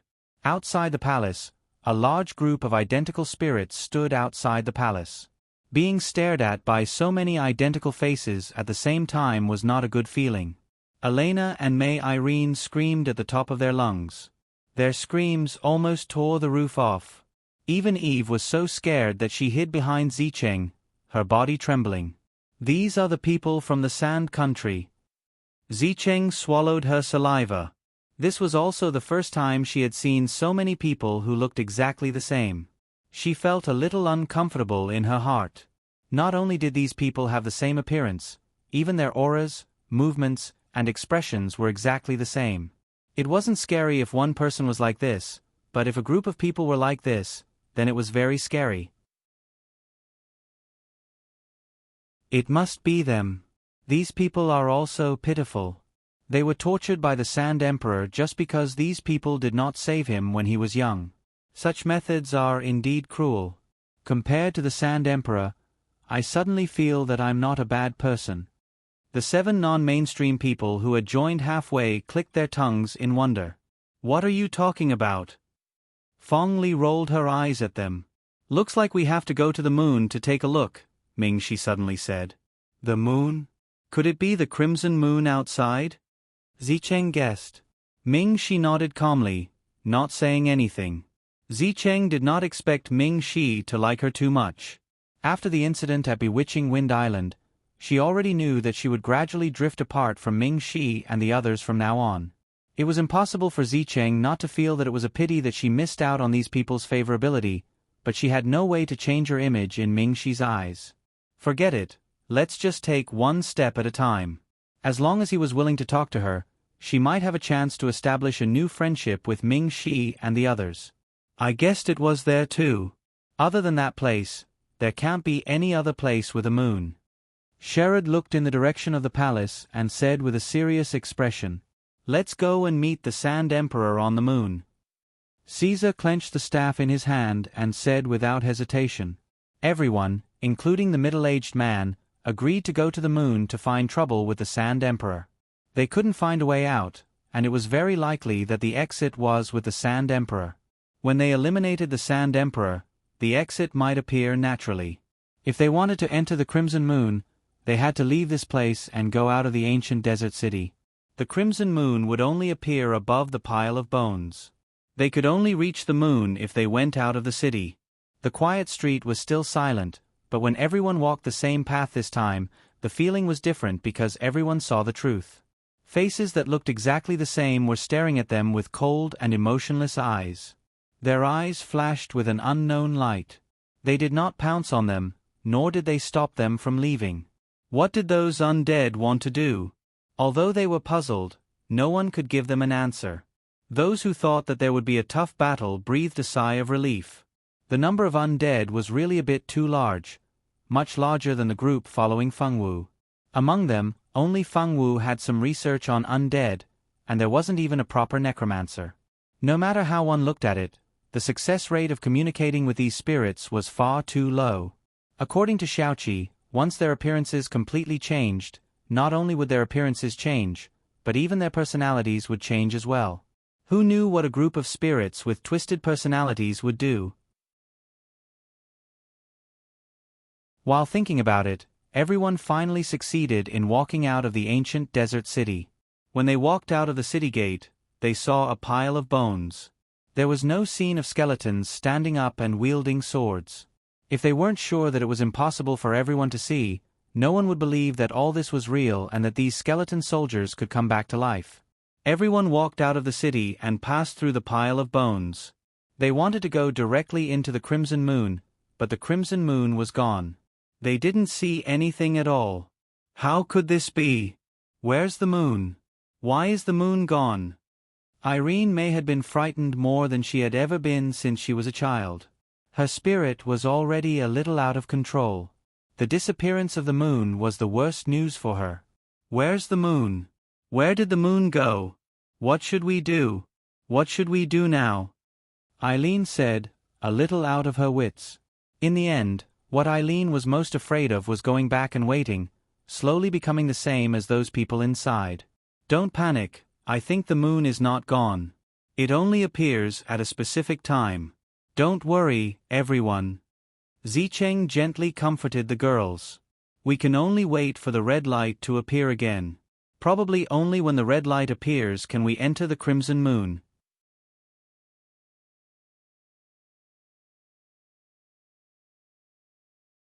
Chapter 4:12. Ming Shi's words made the frightened girls feel a little better. As long as they could enter the moon, it was okay to wait for a while. As long as they couldn't go in and kill the Tsar, the curse was a big deal for them.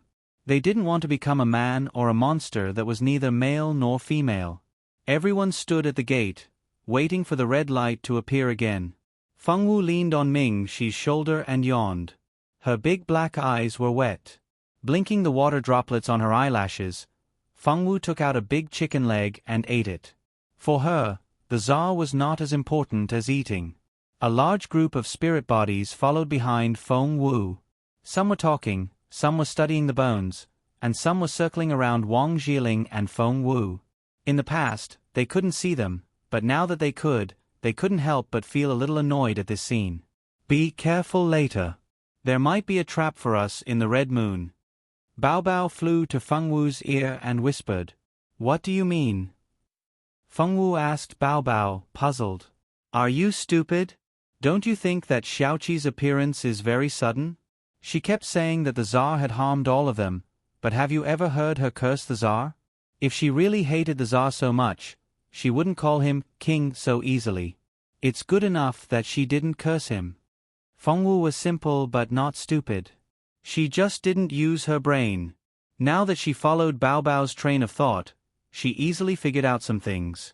Then she nodded in agreement and looked at Bao Bao with admiration. Bao Bao was so amazing. Why didn't she think of it? Fengwu's starry eyes made Bao Bao feel better.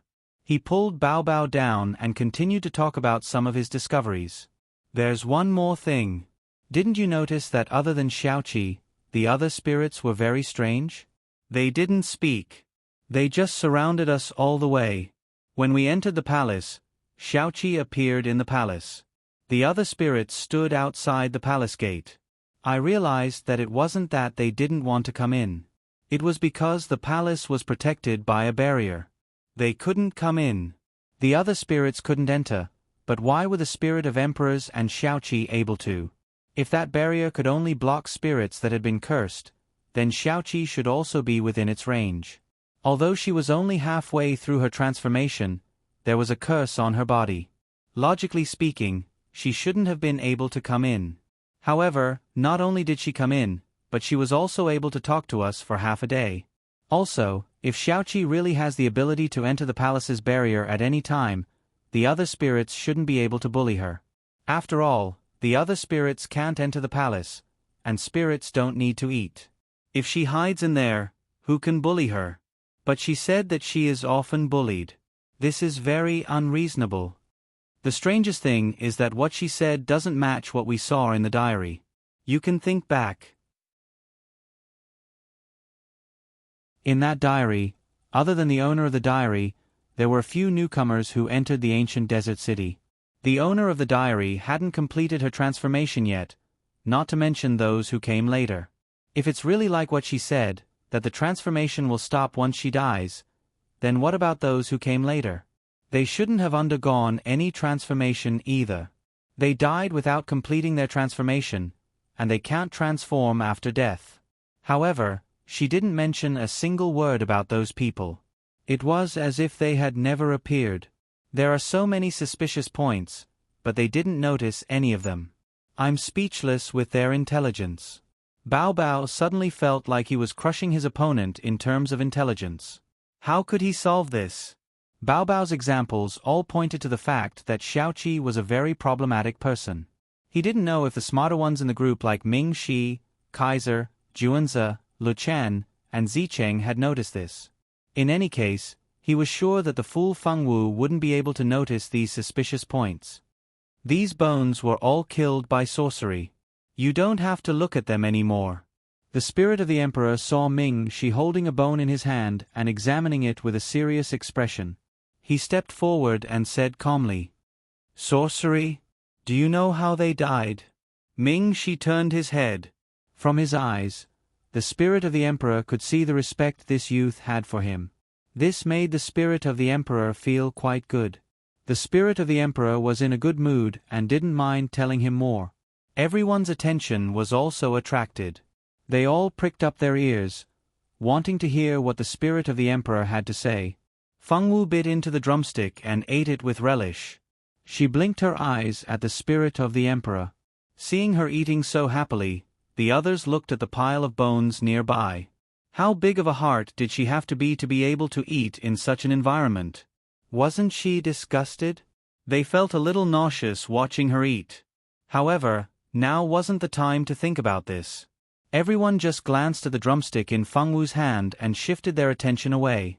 They began to listen attentively to the spirit of the emperor. They died from the blood sacrifice reincarnation technique. Blood sacrifice reincarnation technique? What's that? Everyone looked at each other. This name didn't sound like anything. Although everyone had some guesses in their hearts, they were still worried about whether their guesses were correct. The spirit of the emperor was too lazy to keep them in suspense. He directly told them, the so-called blood sacrifice reincarnation technique was a forbidden sorcery in our era.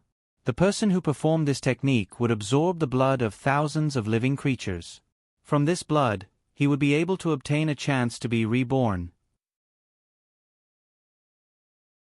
However, those whose blood was sucked dry would have their souls scattered. They wouldn't even have a chance to be reborn. It was an extremely cruel sorcery. After absorbing the life essence, the person who performed the technique would have a chance to seize another person's body. Once the spiritual sea of the person with weak spiritual power was invaded, the person would be swallowed by the spiritual power of the person who performed the technique, and the person's body would be completely taken over. You should be extremely careful when you enter the Crimson Moon this time. That guy sealed himself and waited for 10,000 years, waiting for an outstanding person to take over. If he succeeds, I don't need to say what will happen to the person who was taken over. So the Tsar really isn't dead? Lu Chen asked uncertainly. In a sense, you can say that he's dead, but you can also say that he's still alive. What does that mean? Lu Chen asked. Once he uses this kind of heaven-defying sorcery, he'll at most be a walking corpse before he can take over. He won't have a heartbeat or breath. He won't even be able to leave the Crimson Moon. Once he leaves the place where he sealed himself, his body and spiritual power will rapidly decline. At that time, you probably won't need to kill him. His soul will scatter.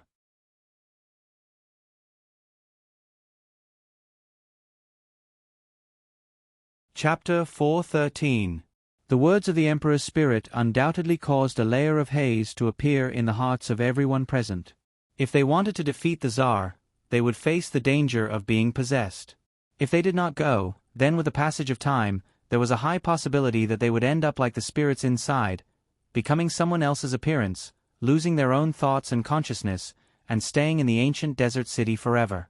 Whether it was being possessed or becoming someone else's appearance, it was not an outcome they wanted to see. It doesn't matter. Who cares if he will be possessed or not? We can still get out if we fight. If we don't go, we might as well die.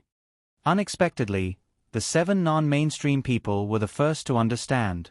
Although the 7 of them were dressed a little strangely and their thoughts were a little simple, these single-celled organisms were the first to understand at a time like this. Everyone felt as if they had been hit in the head. Yes, they had no way out. Even if they did not go, they might die. What else was there to consider? Regardless of whether they would be possessed or not, they would still have a chance of survival if they went. After thinking it through, time didn't feel so bad anymore. After an unknown amount of time, the red light in the sky reappeared. A faint red moon appeared right above the white bones, and these white bones were awakening.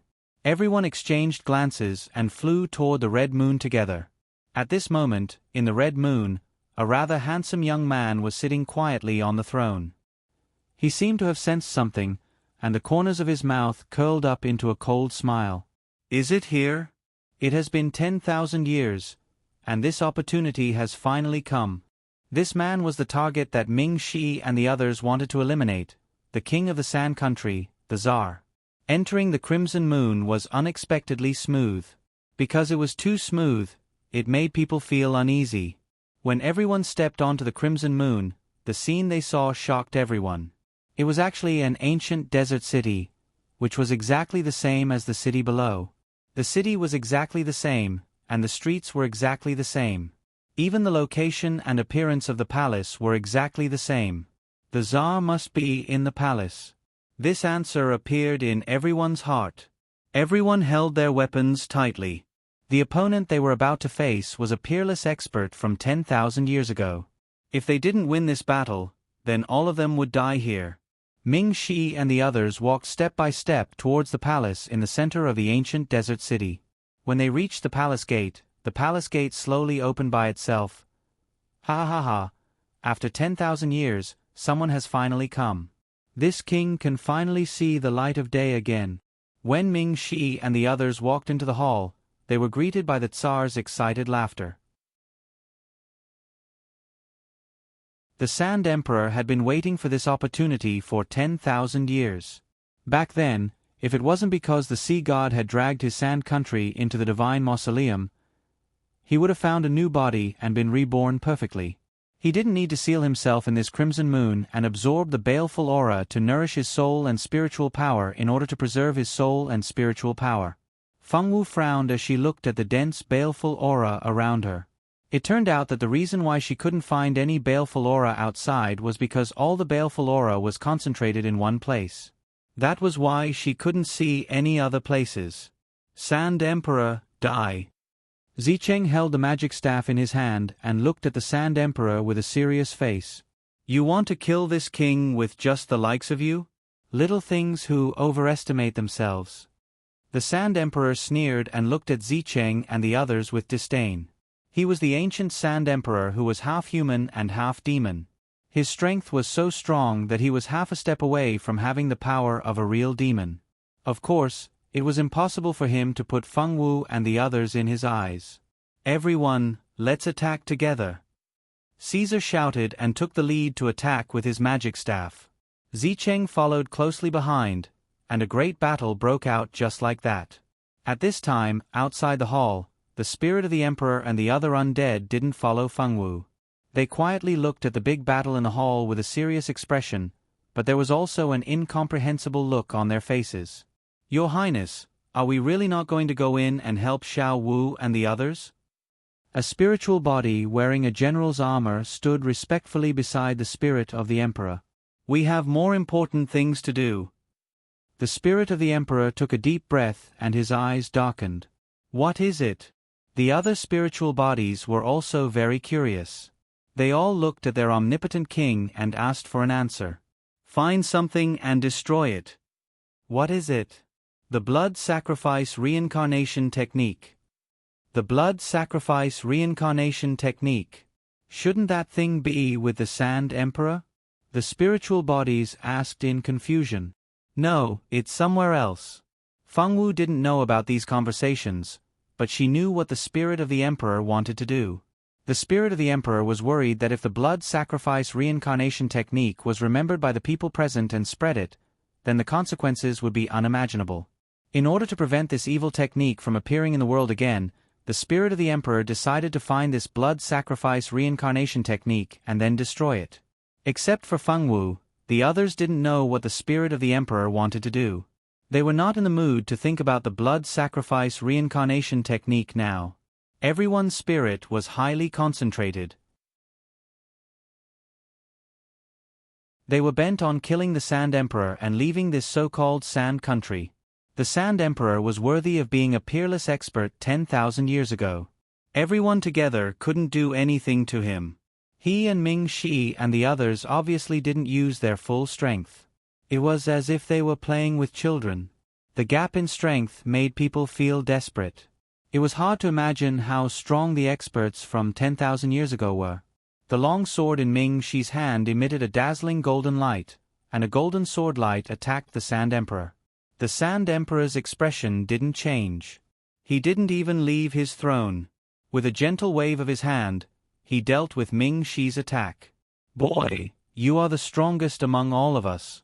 The bloodline in your body seems to be very good. Your body is mine." The Sand Emperor looked at Ming Shi as if he was admiring a peerless treasure. No matter how he looked at it, it was so perfect that he wanted to monopolize it. No one knew that the Sand Emperor had actually chosen Ming Shi from 4 candidates. These 4 candidates were Ming Shi, Feng Wu, Zicheng, and Kaiser. The 4 of them were undoubtedly the most talented among all of them. Ming Shi's appearance and talent, as well as his extraordinary bloodline, made the Sand Emperor very satisfied. Feng Wu's physique was pure and flawless. Her body had a natural aura that made people feel very comfortable. The Sand Emperor could see that Feng Wu had the talent to become a nature magician. A nature magician could control all things in nature. This kind of physique and talent was rare even in ancient times. In ancient times, every time a nature magician was born, they would definitely be worshipped by their country or tribe. They would also be directly designated as the saintess or son of a country. From this, one could see the status of a nature magician.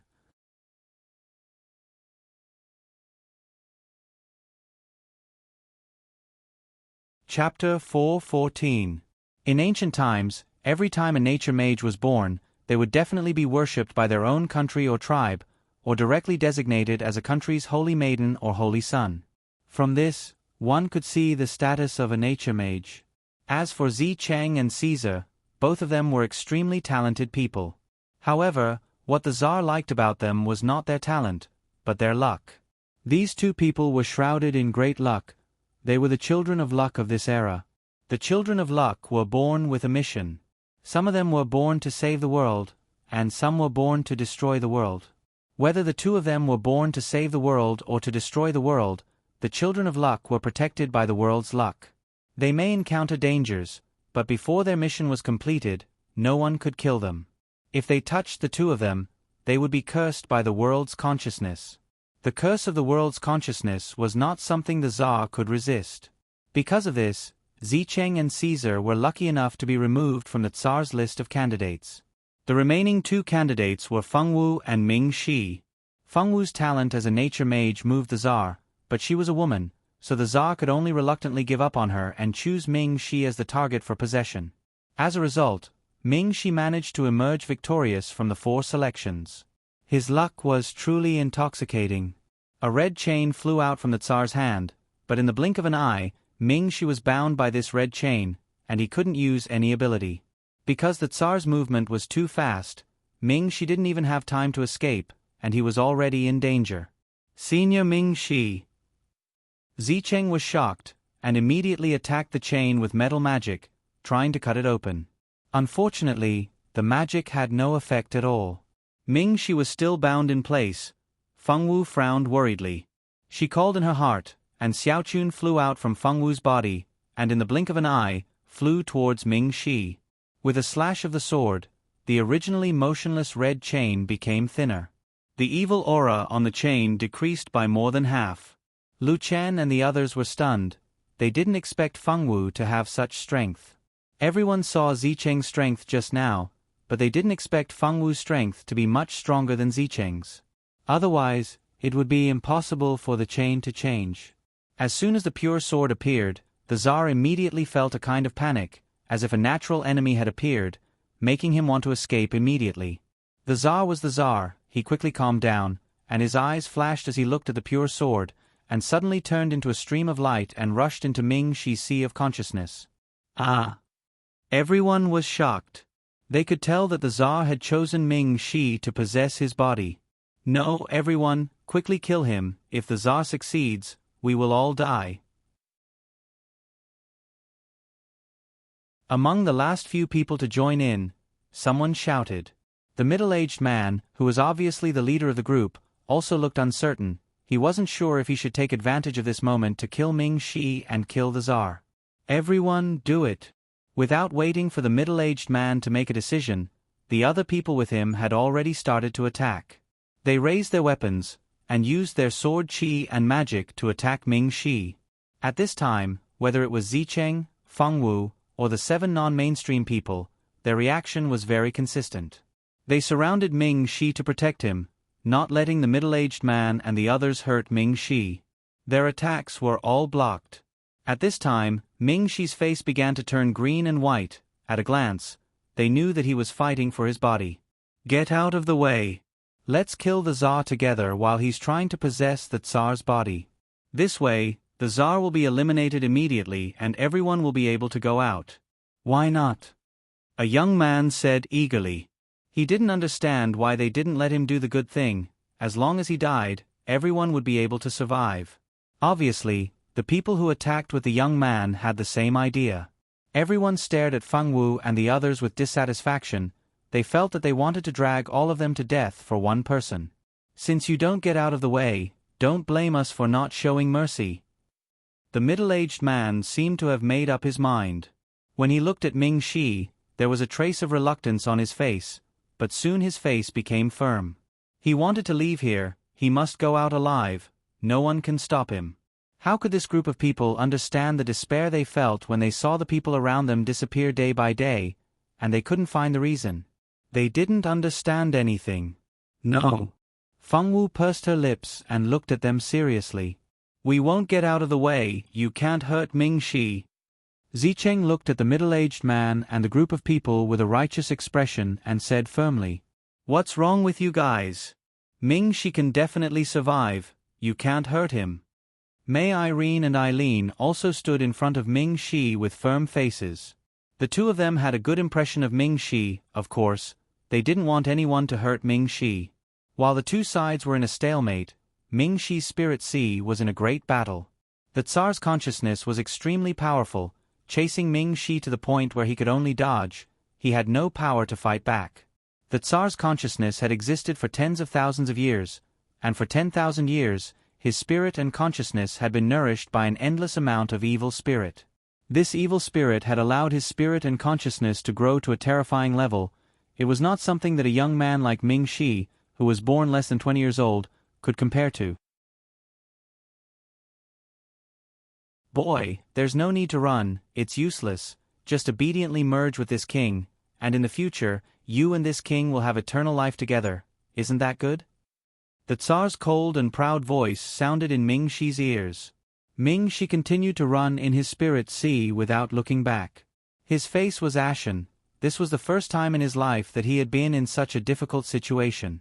Sure enough, the Tsar was an old monster who had lived for tens of thousands of years.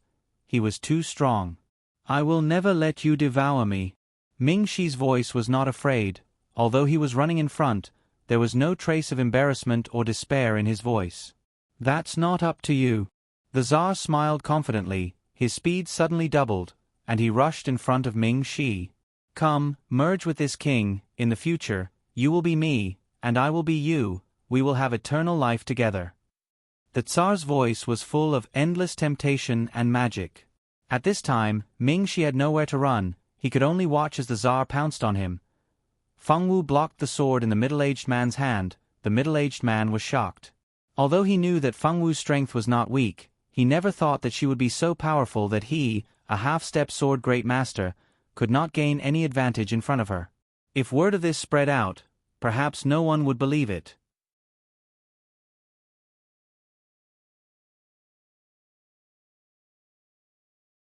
Chapter 4:15. Feng Wu blocked the sword in the middle-aged man's hand. The middle-aged man was shocked. Although he knew that Feng Wu's strength was not weak, he never thought that she would be so powerful. He, a half-step sword grandmaster, was actually unable to gain any advantage in her hands. If word of this spread out, no one would dare to believe it. Get out of the way. When the Sand Empress succeeds, all of us will die. The middle-aged man said angrily. He felt that Ming Shi's aura was becoming more and more chaotic. He was afraid that the Sand Empress had already begun to take over his body. If the Sand Empress succeeded in taking over his body, would they still have a chance to live? No, Senior Ming Shi will be fine. The Sand Empress won't be able to take over his body. Feng Wu was very confident in Ming Shi. Unfortunately, no one else had this confidence. Even Zicheng did not dare to say that he believed that Ming Shi would be able to get through this. Zicheng would protect Ming Shi because everyone knew that the two of them were students of the same school, and Ming Shi was her senior. She had to protect him. If she did not protect Ming Shi today, her popularity would definitely be affected when she returned to school. Without her popularity, how could she increase her favorability? Therefore, she had to stand on Ming Shi's side. Her image could not be destroyed. At the very least, she could not take the initiative to make a move before she was sure that Ming Shi had really been taken over. As for Caesar, it was completely because Ming Shi and Zicheng were students of the same school. Moreover, he was Zicheng's senior. There was no other reason why he protected her. Feng Wu did not care why others protected Ming Shi. Right now, she only wanted to protect Ming Shi and not let anyone hurt him. This middle-aged man wanted to hurt Ming Shi, so how could Feng Wu retreat? You are being too soft-hearted. Once the Tsar succeeds in seizing the body, I think you will have nowhere to cry. The middle-aged man was so angry that he almost exploded. This lady wouldn't listen to anything he said to her. She kept saying that Senior Ming Shi would be fine and that no one could possess Senior Ming Shi. He really didn't know where she got her confidence from. The other party is the Tsar who has lived for 10,000 years. Do you think he is just a passerby on the street? Senior Ming Shi will be fine. This sentence again, the middle-aged man felt that he was already speechless. If it wasn't for the fact that he couldn't take down Feng Wu, he would have already rushed over and finished off Ming Shi with his sword. The middle-aged man wanted to rush over, but there were only a few people on their side. Most of them chose to protect the beautiful young man named Ming Shi. The few of them couldn't fight their way through, so they could only watch helplessly. Because there were only a few people, the middle-aged man had to fight and reason at the same time. He hoped that Feng Wu and the others could turn back as soon as possible. Unfortunately, this lady was determined to protect Ming Shi. The middle-aged man's saliva was almost dry, but it was useless. After a few more moves, Ming Shi, who was in the middle of the crowd, suddenly opened his eyes. When his eyes opened, a golden light flashed, looking beautiful and strange. Lu Chen wanted to pull Feng Wu away. At this time, he didn't know whether Ming Shi had been possessed by the Tsar or not. Feng Wu looked a little silly. He didn't want Feng Wu to be careless and die in the hands of the Tsar. Unfortunately, Feng Wu didn't understand Lu Chen's good intentions. She shook off Lu Chen's hand that was pulling her sleeve, and then rushed forward into Ming Shi's arms. Senior Ming Shi. Feng Wu hugged Ming Shi tightly. Just now, she was worried sick, and her heart was in a mess. The moment Ming Shi woke up, her heart finally settled down. I told you he would be fine.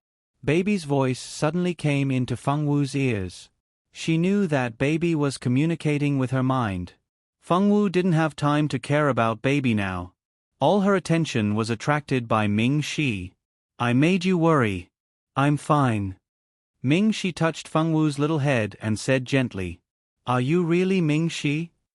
The middle-aged man raised his long sword and asked without relaxing. The others were not sure if he was really Ming Shi, and they all stepped back at least 3 meters. There was a strange vacuum around Ming Shi. Ming Shi smiled helplessly. I'm really Ming Shi. I haven't been possessed. How is that possible?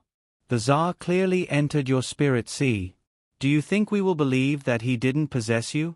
The young man said with a look of disbelief. It wasn't just the middle-aged man and the others who couldn't believe it. Even the people who chose to protect Ming Shi couldn't believe that he could escape from the Tsar. Who was the Tsar? He was the strongest person who unified the desert 10,000 years ago. They didn't even dare to think about how strong the spiritual power of such a person was. How could he possibly fail to possess someone? The answer was, of course, impossible. So when Ming Shi said that he hadn't been possessed, everyone was doubtful. Instead of believing that Ming Shi hadn't been possessed by the Tsar, they would rather believe that Ming Shi had been possessed. Now, this was the Tsar. Maybe because the Tsar had just succeeded in possessing Ming Shi, his strength had been greatly reduced, so he wanted to pretend to be Ming Shi to escape a fierce battle. Yes, that must be it.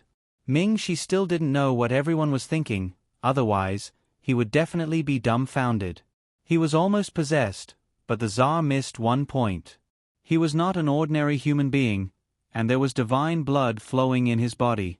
With the protection of divine blood, how could he be successfully possessed by a half-human, half-demon? In order not to let the Tsar discover the abnormality in his spirit sea, he had been pretending to escape, so that the Tsar could possess him. As long as he possessed the Tsar, the protective power in his blood would be activated, and the Tsar's consciousness would be torn apart in an instant. Ever since the Tsar entered Ming Shi's spirit sea, Ming Shi had been scheming against the Tsar. The Tsar was destroyed by Ming Shi's bloodline power in the end, and the Tsar's power in his spirit sea was absorbed by Ming Shi. Ming Shi's strength had now reached a new level. When he completely absorbed the Tsar's power, he would be even stronger than now, but no one knew how much stronger he would be. Ming Shi's divine blood could never be told to outsiders. Only Feng Wu knew about it. Even Feng Wu knew about it because Bao Bao saw that Feng Wu was worried, so he told her. Ming Shi didn't say it himself.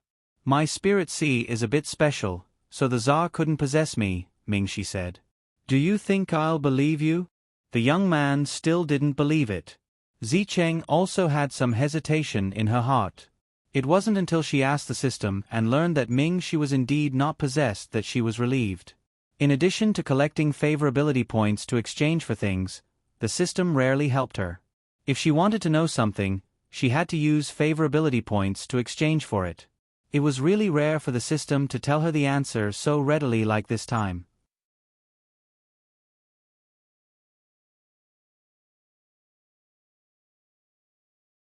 Chapter 4:16. Everyone looked at Ming Shi doubtfully. They were not sure if the person standing in front of them was Ming Shi himself or the Tsar who had successfully taken over his body. Fortunately, at this moment, the spirit of the Emperor appeared. The spirit of the Emperor proved that Ming Shi had not been taken over.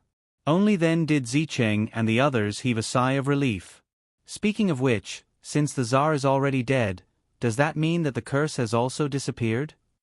Lu Chen asked after thinking for a while. The curse was placed by the Tsar. Now that the Tsar is dead, the curse has naturally disappeared, the spirit of the emperor said with certainty. The spirit of the emperor also sighed at the Tsar's death. Originally, his purpose of following Fengwu was to rescue the souls of the other emperors who were trapped. He did not expect that the ending would turn out like this. How could he not sigh? In the ancient desert city under the crimson moon, the moment the Tsar's consciousness disappeared, all the spirits seemed to hear the sound of the shackles being removed. The spirits who looked exactly the same began to change. They finally returned to their original appearances. All of them were so excited that they could not stop crying. We've changed back. We've finally changed back. The Tsar is finally dead. We're free. We've waited for this day for so long. We've waited for this day for so long. Ah, boo-hoo. These spirits were so excited that they cried and howled. They felt unprecedentedly relaxed. The curse that had been entangling them all this time had disappeared at this moment. All of their souls had been reborn. The spirits bowed to Fengwu and the others on the crimson moon to express their gratitude. Then, all of them turned into streams of light and disappeared from this world. The curse that had been troubling them had disappeared. They could now reincarnate. No one wanted to stay in this ancient desert city that had brought them endless painful memories. The thing that had been binding their souls all this time was not the sea god but the Tsar's consciousness. The various methods that the sea god had used against the Tsar had already been resolved by the Tsar. Therefore, as long as the curse was removed, these people of the Sand Country could leave. There was nothing that could bind them anymore. Among these spirits, the girl called Xiaoqi had also returned to her original appearance. If the middle-aged man and the others were here, they would definitely realize that Xiaoqi was actually one of the people who had gone missing at the beginning of their group. Other than Xiaoqi, the other missing people were also in this place. They had all changed their original appearances. Let's go too. We'll leave this place and reincarnate. There was a young man standing next to Xiaoqi. Like Xiaoqi, this man was with the middle-aged man. I wonder how they are doing, Xiaoqi muttered to herself. They were the first to arrive at the ancient desert city, but they were unlucky and died at the hands of these spirits. They didn't even know how they died. They only knew that they were already dead when they opened their eyes. The world they saw after death was completely different from when they were alive. They had the same soul and the same face. The death world of the dead was so scary, but the scariest thing was yet to come. Xiaoqi was chosen by the Tsar, and he asked her to find a way to lure Ming Shi and the others into the crimson moon. The Tsar had promised them that if she could do it, he would let them go and restore their original faces. They had been turned into monsters by the Tsar and were on the verge of a mental breakdown. The Tsar's promise seemed to be their only life-saving straw. Although Xiaoqi felt sorry for Ming Shi and the others, she still did it. When Ming Shi and the others entered the crimson moon, she regretted it, but it was already too late. The crimson moon was not a place where ordinary undead could go. She couldn't stop them at all. She could only watch them fall into the Tsar's trap. Fortunately, nothing happened to everyone in the end, so the guilt in her heart lessened a little. They'll be fine. An old man sighed. The old man was also one of the adventurers who entered the tomb of the god of sin this time. When he came in, he was ready to never get out. He didn't expect that in the end, he would die here. The only thing to be thankful for now was that they didn't have to be the Tsar's slaves and be sealed in this place forever. To be able to get a chance to reincarnate was already a very good result for them.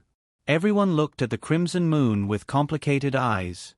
Finally, they turned into a ray of light and flew into the sky. Fengwu and the others didn't know any of this. Because the Tsar was dead, the palace had become ownerless.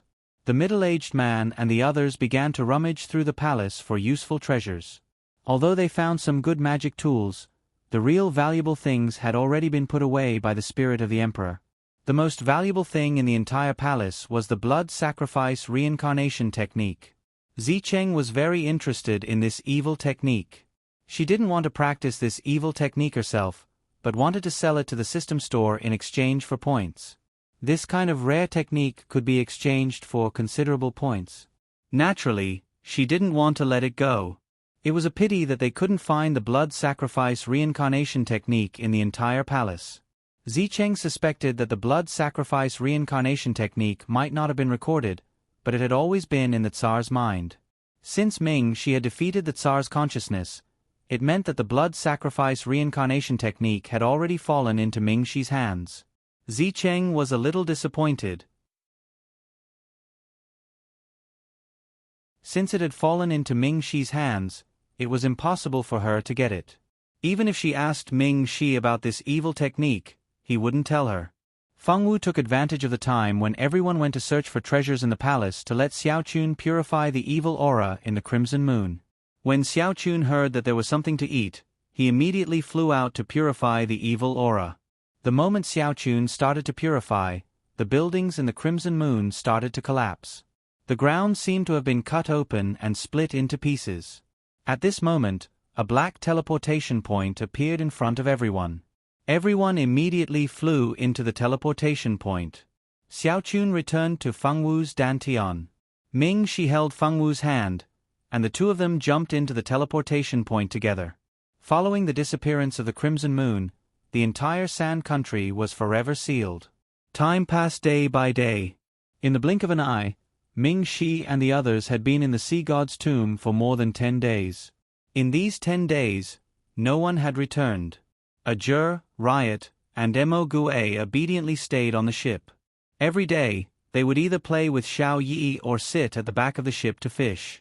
Life was monotonous, but they couldn't leave. It couldn't be more miserable. There were many people who were just like them. Many ships in the nearby sea were waiting for their people to return. What Ajur didn't expect was that before Ming Shi and the others arrived, Mildy, O'Brien, and Feng Yanran had already arrived. In order to save O'Brien, Mildy had left by herself on a ship.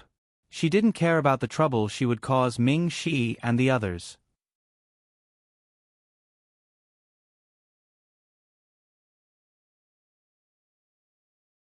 Chapter 417. Mildy's luck was not bad.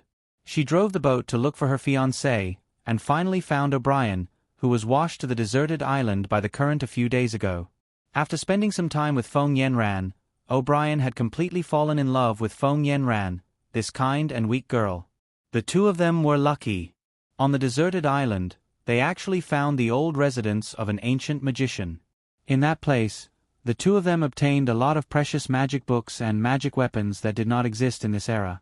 O'Brien gave most of the good things to Feng Yanran, but he only kept the part that he needed. When Mildy found them, the two of them naturally did not say anything, and Mildy also did not know that her fiancé was hiding these things from her. O'Brien was not moved at all by Mildy's behavior of coming to him. His heart was now completely occupied by Feng Yanran. How could he be moved by a fiancé that he did not have the slightest good impression of? After Mildy found O'Brien, she sensitively noticed that he did not want Feng Yanran. Mildy regarded O'Brien as the whole meaning of life, and her attitude toward Feng Yanran, who took away O'Brien's heart, became worse. When the three of them appeared in front of Ajur, the relationship between the three of them was already like fire and water. Can you two stop quarreling? It's so late at night and you don't want others to sleep. Ajur hugged Little Bun, who had been yawning all the time, and his whole person was crazy. Since the three of them came back, he could hear the sound of quarreling almost every day, and it was simply annoying. If it were not for the fact that they were all students of the same school, and now they were in the same team, he would have already thrown a fireball, and directly burned that annoying guy to ashes. Woo! I'm sorry, Ajur, I'm sorry. Woo woo. Feng Yanran's eyes were red, and she cried delicately. She really felt that she was wronged. She never had any thoughts about O'Brien. O'Brien was very outstanding, but not enough for her to like him. O'Brien always showed good intentions to her, but she always vaguely rejected him. She did not expect that Mildy would always find trouble with her. Feng Yanran really felt wronged. She didn't do anything wrong. Why was she treated like this? Feng Yanran, who grew up being spoiled like a little princess wherever she went, could not adapt to this kind of life where people made things difficult for her everywhere. The more she thought about it, the more wronged she felt. Don't cry, can you two please stop? Ever since the three of you came back, we haven't even had a good night's sleep. Just what do you want? Emogue walked out with a robe draped over his shoulders and grabbed his hair. Sigh. Riot sighed. He felt powerless in the face of such a noisy situation. Mildy, if you have anything to do with me, why do you have to find trouble with Yenran? Yenran is so kind. How can you bear to hurt her like this? You are indeed a vicious woman. When I go back this time, I will definitely report to my family and annul the engagement with you. O'Brien looked at Feng Yenran with a distressed expression. He couldn't stand the woman he loved being repeatedly troubled by a woman like Mildy in front of him. When he went back this time, he would annul the engagement with Mildy and then be with Yenran. Feng Yenran stood at the side and cried. The more she thought about it, the more wronged she felt. Annul the engagement with me. Do you think that's possible? This engagement was decided by our two families. It's not something you can annul just because you want to. Do you want to give up the position of the family's heir for her? Mildy smiled coldly. She felt a chill in her heart. Since the two of them got engaged, she had done her best to help him get more power in the family and let him have his current position in the family. It could be said that if it wasn't for the engagement with her, no matter how talented O'Brien was, he was doomed to be buried. Their family would not have been able to get to where they were today with the help of her family's power. She didn't expect that for a woman, he would ignore all that she had done for him and even say that he wanted to annul the engagement. What kind of person did he think she was? Want to annul the engagement? Dream on. She, Mildy, was not the kind of woman who could be easily dismissed by him. I'll give up. For Yenran, what can't I let go? O'Brien looked like a saint and said that he was willing to give up everything for Feng Yenran without any hesitation. He was willing to do this for Feng Yenran. Mildy's face turned pale. She didn't expect that this man would be so heartless to her. Go back to your rooms and sleep. You can't say anything in vain. If you dare to be so noisy again, believe it or not, I will throw you off the ship. Ajur didn't have the time to listen to the love and hate between the three of them. He just wanted to sleep now. Even Xiao Ye's little head was nodding and he looked sleepy. After warning the three of them, Ajur took the little bun back to his room to rest. Mildy and the other two didn't make any more noise. Ajur and the others finally had a good sleep. After a good night's sleep, Ajur climbed out of bed energetically. After freshening up, he took Xiao Yi out to make breakfast. But he didn't expect to hear a terrified scream before he even entered the cabin for breakfast. What now? Ajur felt impatient, but he still grabbed the small bag and snatched it away. Who would have thought that when he walked to the deck, he would see Milty lying in a pool of blood while O'Brien was holding a magic staff. There were still remnants of energy waves coming from the magic staff. It was obvious what had happened. Heavens! Will you die if you don't cause trouble? Emogue and Riot also rushed over at this time. When they saw this scene, Emogue couldn't help but curse their ancestors in his heart. After a round of emergency treatment, they finally managed to save Mildy. However, due to her severe injuries, she had been unconscious ever since. O'Brien also knew that he had gotten into big trouble this time. His face was very pale, but he still firmly guarded Feng Yenran, who was crying until she was about to die. He didn't leave her side. If there's anything, come at me. Don't hurt Yenran. O'Brien looked at Ajur and the others with a tense expression, as if they were some unreasonable bad guys who bullied his sweetheart. Ajur really wanted to split open this guy's head to see if there was grass growing in it. He handed the little bun to Little White and let Little White carry him to eat breakfast. Ajur himself, Emogue, and Riot asked about what had happened. O'Brien didn't say anything. He just took the blame and kept saying that it had nothing to do with Feng Yenran. In the end, it was Feng Yenran who explained the matter in tears. Only then did they know what had happened.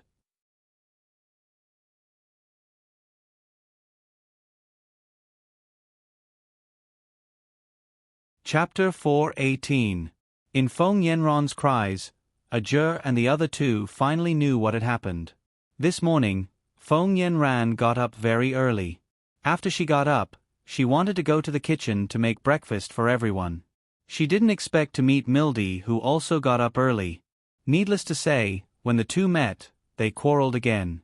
Feng Yenran didn't quarrel with Mildy. She tried very hard to tell Mildy that she didn't have any romantic feelings for O'Brien and would never intervene between them. Unfortunately, Mildy didn't believe her, and the quarrel became more and more intense. While quarreling, Mildy used her hand and was about to slap Feng Yenran's face. At this time, O'Brien, who was attracted by the quarrel, saw that his sweetheart was about to be slapped. How could he bear it? He directly used magic to mercilessly hit Mildy's back. At that time, O'Brien only saw that Feng Yenran was bullied and lost his mind for a moment. He didn't show any mercy until he saw that Mildy was seriously injured and lying on the ground. Only then did he know that he had made a big mistake. Not to mention that if Mildy died in his hands, her family would not let him go. Just the school alone would not accept him. The students of Notre Dame du Starlight were not allowed to hurt each other. He had seriously injured a classmate, so he would definitely be severely punished. Maybe he would even face the danger of being expelled. After calming down, O'Brien prayed in his heart that Mildy must be alive no matter how much he didn't like her. As long as she was alive, he would be fine. O'Brien knew how much Mildy loved him. He knew that as long as Mildy was alive, she would never let him be embarrassed by her family and be expelled from the school. As one of the main characters of this incident, Feng Yenran was also scared to death. She didn't think that O'Brien would hurt Mildy so much. If Mildy died and the news spread to the school, she could imagine what her reputation would be like. Feng Yenran also complained about O'Brien in her heart. She didn't want her hard-earned good reputation to be ruined because of this kind of gossip. Alright, you two can leave first. O'Brien, you can discuss your matters after Mildy wakes up. Ajur was very disdainful of O'Brien. For the sake of a woman he had just met, he had attacked his fiancée, who had helped him a lot. He had no good impression of such an ungrateful man. Riot and Emogue felt the same way.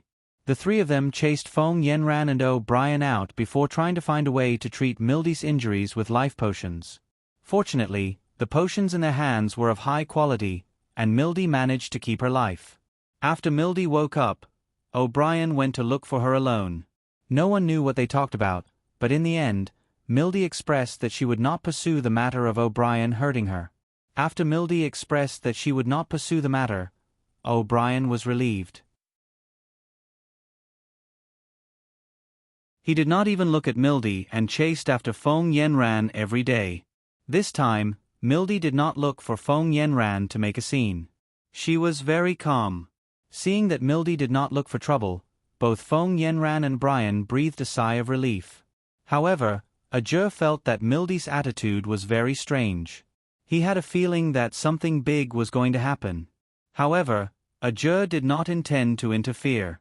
In any case, this was a matter between the three of them. It had nothing to do with an outsider like him. As long as they did not disturb the others, they could do whatever they wanted. He did not care. At times like this, Ajur missed Ming-Shi very much. With Ming-Shi around, he didn't have to worry about these things. Since Riot and O'Brien were in the same grade, his words didn't seem to have any effect in front of O'Brien and Mildy, so it was even more impossible for him, a junior in the first grade, to interfere with the matters of the second grade.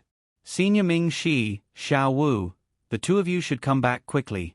Watching others act out a sadomasochistic love triangle in front of you all day long, don't feel too sour. Ming-Shi and Fengwu, who were being talked about by Ajur, were teleported into one emperor's tomb after another. Fengwu's luck was not bad. Later, when she encountered a few emperors' tombs, she was able to successfully save the emperor's soul. She also saved the people who died in the tomb. In the past few days, she had sent many souls to reincarnate. She did not encounter a more dangerous dungeon like the Sand Emperor's tomb. Of course, those emperors' tombs were not good places. It was just that it was easier to clear them. Fengwu felt relaxed because she had Pure Sword, the emperor's spirit, and other spirits by her side. The others were not so lucky. Every time they fell into a new map, it was a fight to the death. In the emperor's tomb, there were either zombies or traps. If they were not careful and accidentally killed by the zombies, they would die in these traps. Fengwu did not know how many souls she had sent away. One day, when she was teleported again, she was actually teleported into a palace made of crystal. The blue crystal palace had a watery luster and a trace of mystery. It was very beautiful and dazzling. The crystal palace was located on a beautiful island. Outside the island was blue sea water. On the island, there were many mysterious plants that had never been seen in the outside world. This place was not just any other place. It was the real tomb of the sea god. Those who survived until the end were all teleported here. Everyone looked at each other with a hint of wariness in their eyes. The most precious thing in the sea god's tomb was undoubtedly the divine weapon used by the sea god. The other thing was the sea god's divinity. Humans with excellent talent could condense divinity on their own. However, most people did not have such high talent. If these people wanted to become gods, there was only one way, and that was to find a way to obtain a divinity. As long as they fused with the divinity, they could truly become gods. However, fusing with a divinity required a long time. It was not something that could be done in a day or two. Many people came for the sea god's divinity. The sea god's divinity was the divinity of a teacher. This kind of divinity was much stronger than the divinity of an acquired god. If they could successfully fuse with it, not only could they become gods, they could also become the new sea god. From then on, they could step onto the peak of life. Those who had survived to the end all knew that there were no weaklings who had reached the end. Now, everyone was an opponent, and even friends who had a good relationship with them couldn't completely trust them. The temptation of divine deity and divine artifact was too great. It wasn't something that ordinary people could resist. Fengwu, that's great. You're still alive. Shouzo brought Yuan and the butler to Fengwu. Shouzo's face was still filled with a surprised smile.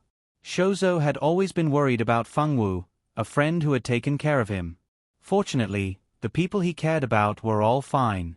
Elisa was fine, Fengwu was fine, Yuan and the housekeeper were also alive and well. As for his brother Caesar, he believed that with his brother's ability and luck, it would be impossible for anything to happen to him. He was most at ease with his brother.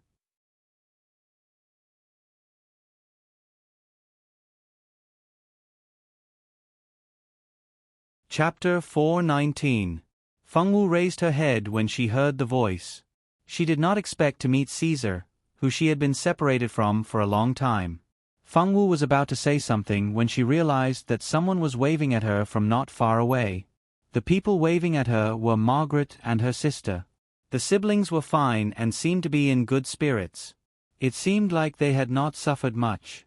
Ming Shi walked over at this moment. When she left the Sand Country, she had been separated from Ming Shi. After that, they did not meet again in the few teleportations. Finally meeting Ming Shi, Fengwu's eyes lit up. Her lips curled up as she waved at Ming Shi. Zicheng and Irene, the original female lead and supporting female lead, were naturally fine. Both of them had gold fingers. Although the journey was very dangerous, the two of them did not suffer any injuries. Elisa's luck was also very good. Every time she was teleported, she would be sent to someone she knew. She would be sent to Caesar's side or Irene's side. There were even a few times when she was teleported to her own servant. However, she only met Shouzo once. Shouzo and the butler were teleported together, and Elisa was also teleported to the same tomb. This was also the only time the two of them met in a tomb. After that, they did not meet again. However, there were so many emperors' tombs in this tomb of the gods. It was very normal for the two of them not to meet again. Not everyone was like Zicheng and Caesar, who were blessed by the god of fate. At least 3 out of 5 times, they would be teleported together. Eve and Rika were also very lucky to survive. The two of them were also very lucky. Every time they fell into an emperor's tomb, there would be many powerhouses. With powerhouses at the front, the two of them did not suffer any injuries. They just followed along and gained experience until the end. When they entered the tomb of the gods, tens of thousands of people rushed in together. However, only 200 to 300 people made it to the end. It was only because Feng Wu had cleared the murderous aura in the tomb that so many people had managed to survive. If they hadn't met Feng Wu, other than those who were extremely powerful or had cheats, the others wouldn't even have had the chance to survive. This island was very big, and the palaces on the island were exceptionally dazzling under the sunlight, emitting rays of holy light. Everyone looked enviously at the glittering crystal palace under the sunlight. They couldn't wait to rush in and search for the treasures. At the same time, most people did the same. Hadn't they been waiting for this moment after going through so many hardships? Now that the treasure was right in front of him, if he didn't take it now, when would he? The crystal palace was decorated magnificently. In the middle of the palace was a huge crystal throne. On the throne sat a man who was twice as tall as a person. The man's face was rough, and his face exuded an aura of authority. Even though he wasn't breathing or having a heartbeat, just looking at him made people want to kneel down and kowtow to him. It was as if he was a high and mighty god, and they didn't even have the qualifications to look at him directly. There was no need to explain the identity of this man. Two words appeared in everyone's mind at the same time. Sea God. This man was the master of the tomb of the gods, the sea god. Mortals couldn't look directly at the face of a god. They only had to look at him once, and they had the illusion that they were about to explode and die. Feng Wu and the others carefully looked away, avoiding looking directly at the face of the sea god. They sized up the sea god, this innate god, once again. He wore a crown made of gold and gems on his head as he sat on the throne. The clothes on the sea god's body were very extraordinary. They couldn't tell what material it was made of, but they understood that it was definitely not a material that could be obtained in the human world. There were all kinds of magic tools on his clothes. He wore more than a dozen necklaces around his neck, and each one was different. There were more than a dozen bracelets on each hand. From buttons to brooches to belts and accessories, almost half of the sea god's body was hung on his clothes. If it wasn't inconvenient to wear these things on his feet, Feng Wu and the others had reason to believe that the sea god would definitely wear these accessories on his feet. So this is the sea god? Are you kidding me?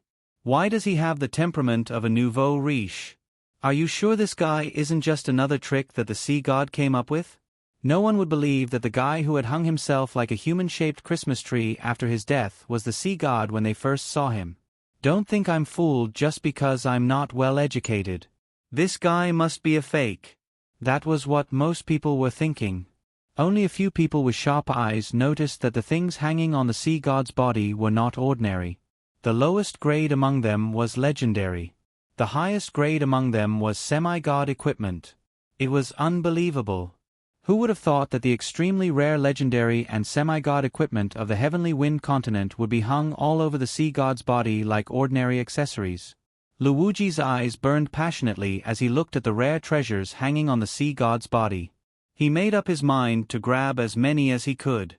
As the crowd was hesitating whether they should go up and grab the treasures, the sea god suddenly opened his eyes. As soon as he opened his eyes, everyone took a huge step back in shock. The sea god opened his eyes, which were as blue as the ocean. His eyes did not seem to have any life. The sea god glanced at Ming Shi, Luwuji, and Caesar. The three were startled. Being stared at by a god like that, they felt like they were being stared at by the god of death. As the three were still in shock, a key flew out from each of their bodies. The three keys emitted a golden glow as they flew toward the sea god. A blue gem then flew out from the sea god's body. Then, under the crowd's gaze, the three keys merged with the blue gem. Gradually, a scepter appeared in front of everyone.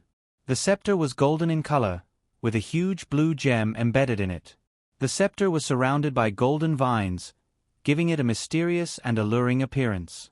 When the scepter was formed, the aura of the god weapon suppressed the crowd. It was the semi-god equipment, the sea god scepter. Legend had it that the sea god scepter was the weapon of the sea god. It was supposed to be a god weapon.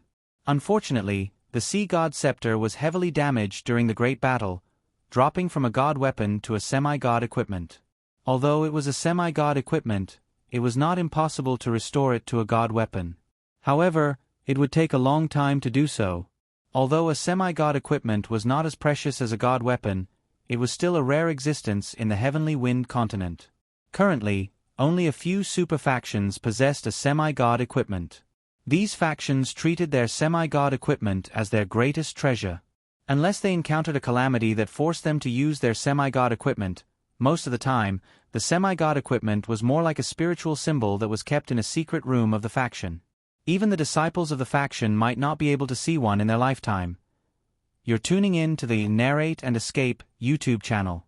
Don't forget to subscribe and join us on this journey to catch the most captivating stories.